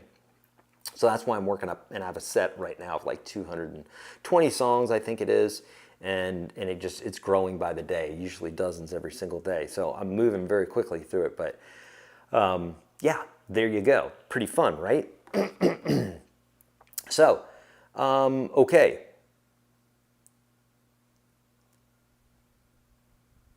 All right, other questions. Okay, so what I'm going to do for, today I walked you through this. I'm going to be live for 2 hours every single day, an hour of teaching and then an hour of questions, Q&A. And so I'll be, I would say like the first 5 days, I'll be bringing you through UGS Standard. Okay, and then on Saturday, I'm going to bring you through bar chords. And then on Sunday, to finalize it, I'll be bringing you through some blues rhythm and some blues lead stuff, okay? So we're going to have a blast doing this. Also, if you have not, let me show you. By the way, you guys have access to this, what I'm about to show you right now. You guys have access to this. This right here is called SageBot. Okay, and let's say you say, I need help with bar chords. Watch the magic of this. This is a, wow, that's faster even than I could get back to you and do this, okay? So what this does is this literally is built off of my books and the universal truths of guitar and music. And so it will tell you what bar chords are, finger placement, hand position, practicing slowly. It tells you everything, what to do here, right? And so this is an example, and you have access to this. I'm literally making this part of the bundle, all right? So this is part of the access that I'm giving you guys. Take advantage of this. If I say, tell me about the Nashville number system, okay? Tell me about the Nashville number system. Then bingo bango, check it out. Boom. What? That is faster than I'll be able to get back with you. And I obviously get back with you pretty quickly, but if you want answers like right away, there you go. You literally get everything like straight out, right? This is available to you. This is inside of the bundle here. So in the bottom right hand corner, just click on that guy right there. Get to asking your questions. Again, this isn't going to help you for like financial information or anything like that, but as far as guitar, as far as music, it's going to help you a ton. So for the first 4 days, for the first 5 days, I'm going to be walking you through this, but I'm going to be doing it in real time with you. I'm going to be walking you through the standard section, and then maybe it'll be the first 4 days. I just have to see how it works out. But I'm planning on day 5 or day 6 being bar chords and day 7 being these blues. But maybe we'll kind of talk about this a little bit here, and I'll include like playing songs and reading tablature and stuff like that, which we skipped over today. So yeah, we'll just have to see how we're doing. And also, I'm going to be I might be reaching out to you guys, but I want you guys to let me know more of what you want. In fact, you could let me know right now in the chat. You could let me know on social as you're sharing this out to folks, which I ask again. If you would please share it out, I would so appreciate that. Let other folks know, because wouldn't it be so cool? Look, when we did this thing in April of 2020, we started off with a similar number, like 100 or so people, and by the end of the month, we had, I think there was like 1,500 people, maybe it was 2,500 people. It was definitely four figures, and it was definitely like 1,500 or 2,500. I remember it because maybe it was 2,500. I remember Steve Vai had done a live guitar lesson with like 3,500 people, and I'm like, gosh, will we eclipse that? Will we get over that? We didn't, but it was still such a magical time. And like collectively over that month, we had so many people viewing, and that's kind of cool. You know, if you're doing this sort of thing that I'm doing, I don't know why those numbers really don't matter, but they do. They're kind of exciting. It's like gamifying our lives, right? So you see bigger numbers, you're like, yeah, we reached that many people, we helped that many people. I love that sort of thing. So yeah, that's what I love doing, man. I love doing that, right? Max Josephson, yes, absolutely. It's called SageBot. It is AI. And the reason we did that is because, man, if you have not already checked it out, it is an absolute game changer, and it will help you a ton with what it is that you want to do. Okay, do all the membership levels have access to the chat bot? No, I don't think not all of the membership levels do. Pro does, obviously, and I don't think Standard does. I think we did that just special for this particular thing because we wanted to do something new, something unprecedented times, called for unprecedented measures. So we wanted to do something where folks would really be helped out. And I can't imagine anybody getting into this course and being lost, because there's so many ways to, you know, as well as me being live for 14 hours and the PDFs and the SageBot and the step-by-step and the guidance videos and everything else. It's like, I don't know how anybody could take advantage of that and not become the guitar player that they desire to be. And I wanted to make it all available for people at pay what you can, because not everybody right now is doing great, and I understand that. And that's always, it's not just right now, obviously, just everybody does great at different times, and some people don't at different times, right? It's just all. So there you go. Frank in Kansas is saying, call and response is always fun. Yeah. And so inside my blues programs, I have something called call and response, where I play something and then you repeat it back. So in the same way that you learned how to speak as a baby, that's how we learned, right? That's the best way to learn, in fact, is you mimic your mom and dad, or you mimic your siblings or your friends or whatever. And so basically that's a great way to learn. It's how guitar players have learned for years. Okay? Beautiful. Carol's saying, so good to go back over the basics to be sure that bad habits have not crept in. Absolutely. Standard course is how I really got started after 30-day challenge, which was great. Love it, Carol. Thank you so much. Love it, love it, love it. Call and response, minimalistic blues, all good stuff. Yeah, for those players that are into blues, we're going to get into this on day 7, but obviously inside of the store. So if you go to YourGuitarSage.com/store, or just go to YourGuitarSage.com, and you'll see at the top store. Click on that, and you will see access to everything. In fact, including these brand new hats. They're not available yet, but we're taking pre-orders. I believe, I hope. we have it inside the store. But it's been such a whirlwind here lately. I had family here in town and everything else. My knees hurt. Tacos for dinner, lunch. You know, as luck would have it, my knees hurt. Who's, by the way, been with us for years, and he would always comment, "My knees hurt" here for. Or he or she, I don't even know. We've never met, of course, but just my knees hurt. Would always comment, tacos for lunch today. And because I'd do my live sessions, and then the whole crew, we'd go out for tacos afterwards. And we always thought that was so much fun. So yeah, but actually, as luck would have it, we had tacos last night, and so there's some leftovers. So yeah, actually for lunch today, it's tacos. How about that? It's been a while. Oh, thank you, Garrett. I just wanted to say thank you for the live sessions that you did on the onset of COVID. I got a lot of really good info from those sessions, and I'm excited for this week as well. Yeah, love it. Garrett, thank you. So kind.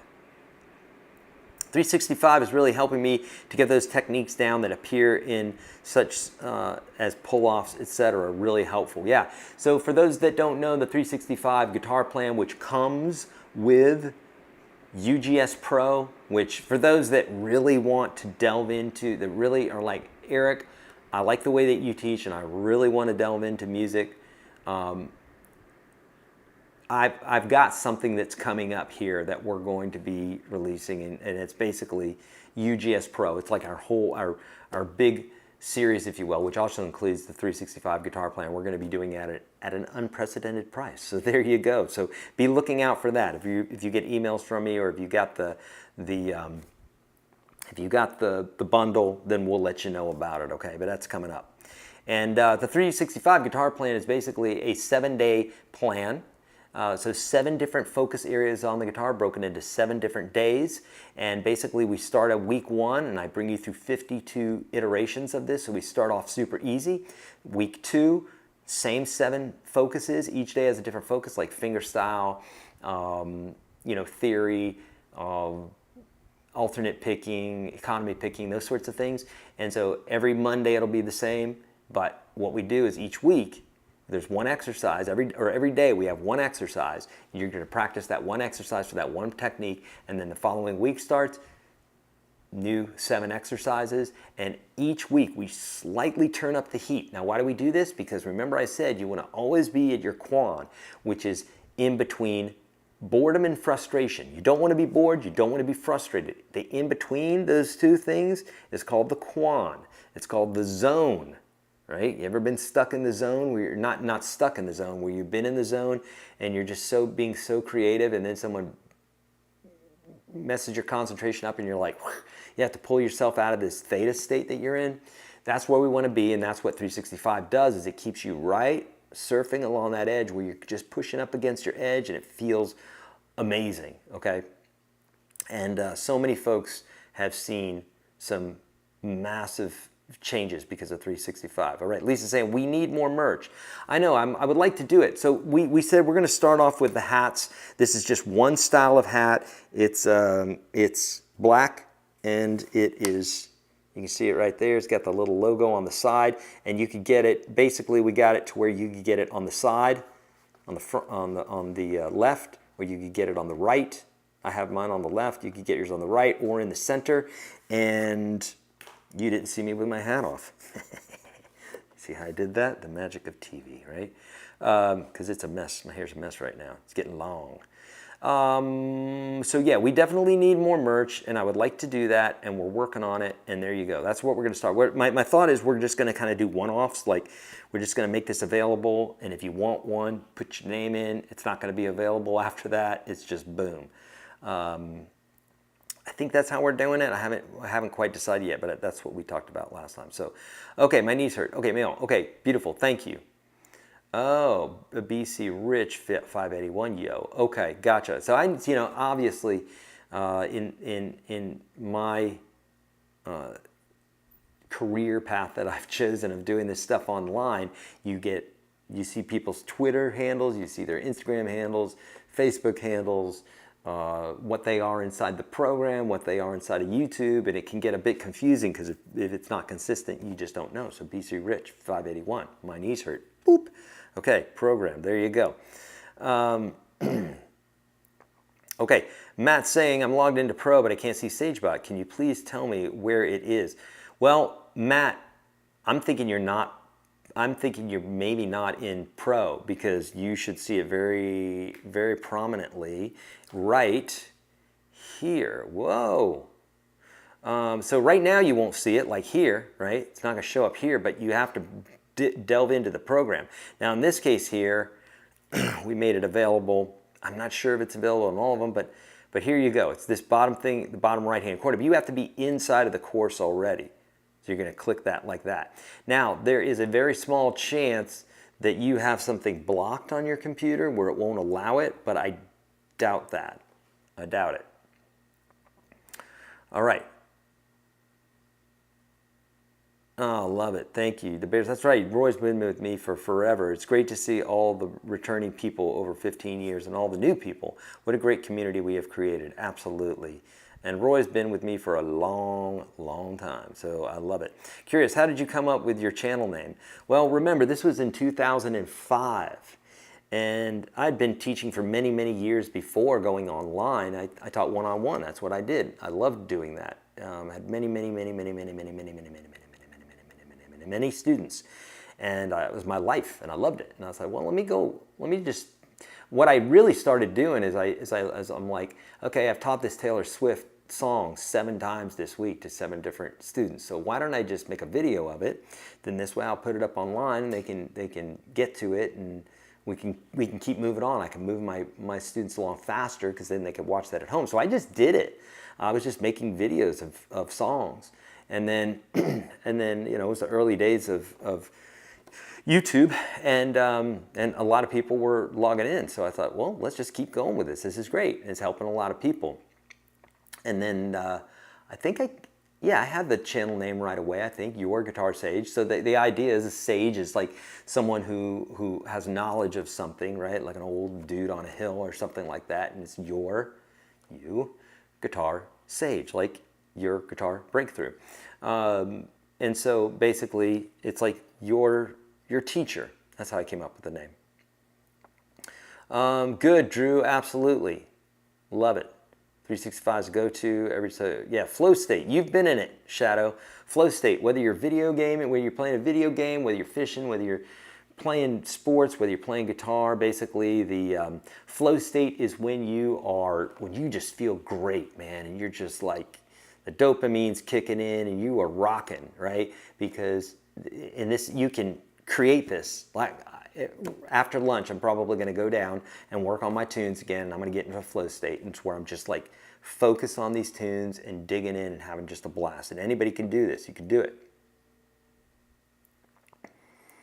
All right. Good. All right, my knees, we need to get you out of that frustration place, man. It's not your home. Stop saying that. It's not your home.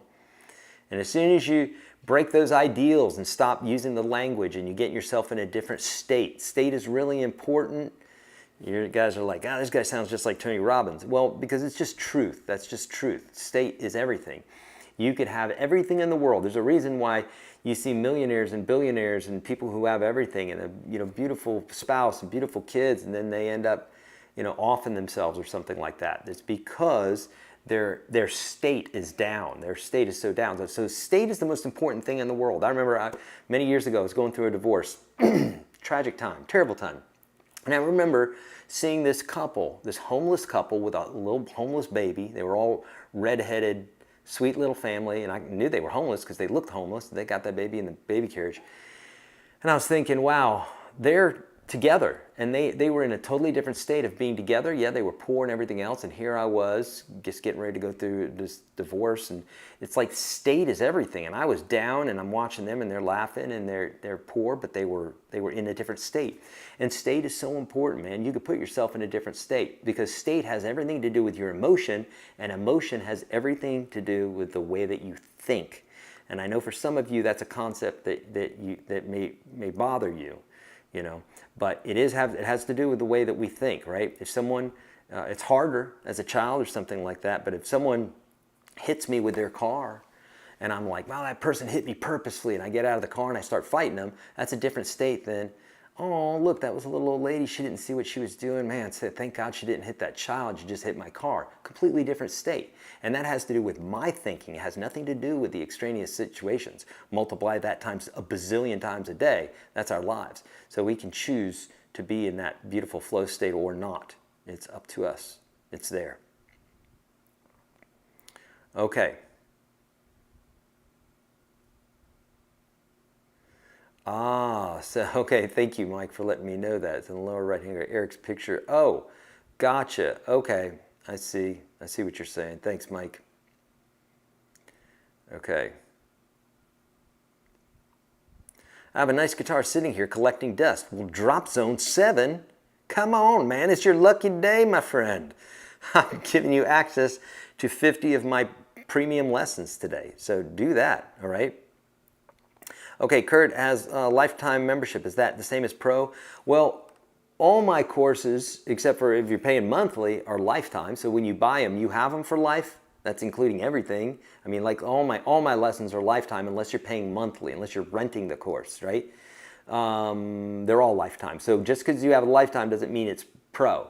You could have a lifetime blues course. You could have a lifetime fingerstyle course. But Pro is Pro. You'll see it'll say UGS Pro. That makes sense, okay? Oh, Matt found it. Good, beautiful, love it. Okay, myself have many health issues and get very depressed, and I choose not to live there. Beautiful, Brookster, absolutely. Friends, I'm gonna get ready to hit it here, but I'm here for you. And man, what's most important to me, I find music to be just so absolutely healing, and it's why I like other people to get into it. And it's kind of my way of getting people to think a lot of these philosophies that are just absolutely true. They're truisms that have gotten me out of the muck and mire of life in so many different situations, and they work 100% of the time. And so I want to share that with other people. One of those things is just like being in the zone and getting into playing guitar. And so it mimics so much of life because it is part of life, right? Art imitates life, life imitates art. So it's like, yeah, absolutely. Like you get into the guitar and you really delve into it, you're going to start, if you observe, you'll see some of these principles are very, very true and everywhere in life. So, okay. Beautiful. Didn't I get the Pro with the Strat I won years ago? I don't know. It was years ago, Chuck. I wouldn't know. Also, I've been bedbound for 3 years now, so posture is to cope and adjust situation. As of late, I'm in a nursing home, so my ukulele is my go-to. Beautiful. Look, Chuck, he's doing what he needs to do, man. He is playing using the. I mean, if you won the Strat, then yeah, you got Pro because that was part of the package that part of the thing that we did. We give away a guitar, and then we give away Pro as well. So I'm sure that's what you have, Chuck. But good for you, my friend. He's sticking to the ukulele to keep those fingers going. Absolutely. Hello, Irene. Good to see you. All right, my friends, we're going to head out. This has been 2 hours of beautiness with you guys. Do me a favor, if you would. Get the course, share it right now, okay? If you haven't, please share it now because you got the opportunity to, and even though we're not on live right now, people will be able to watch these. We're going to keep them up to where you're going to have access to them on that one page, okay? Everything you'll be able to have access to it. So really the things that you need are mainly the course, but the course and this is very helpful, and don't forget to bring your questions. So especially if you delve down into these videos today, okay? If you're new to this and you start delving down into these videos and you get a bunch of questions, guess who's there to guide you tomorrow? Me, okay? In fact, we're going to be doing this for another 12 hours.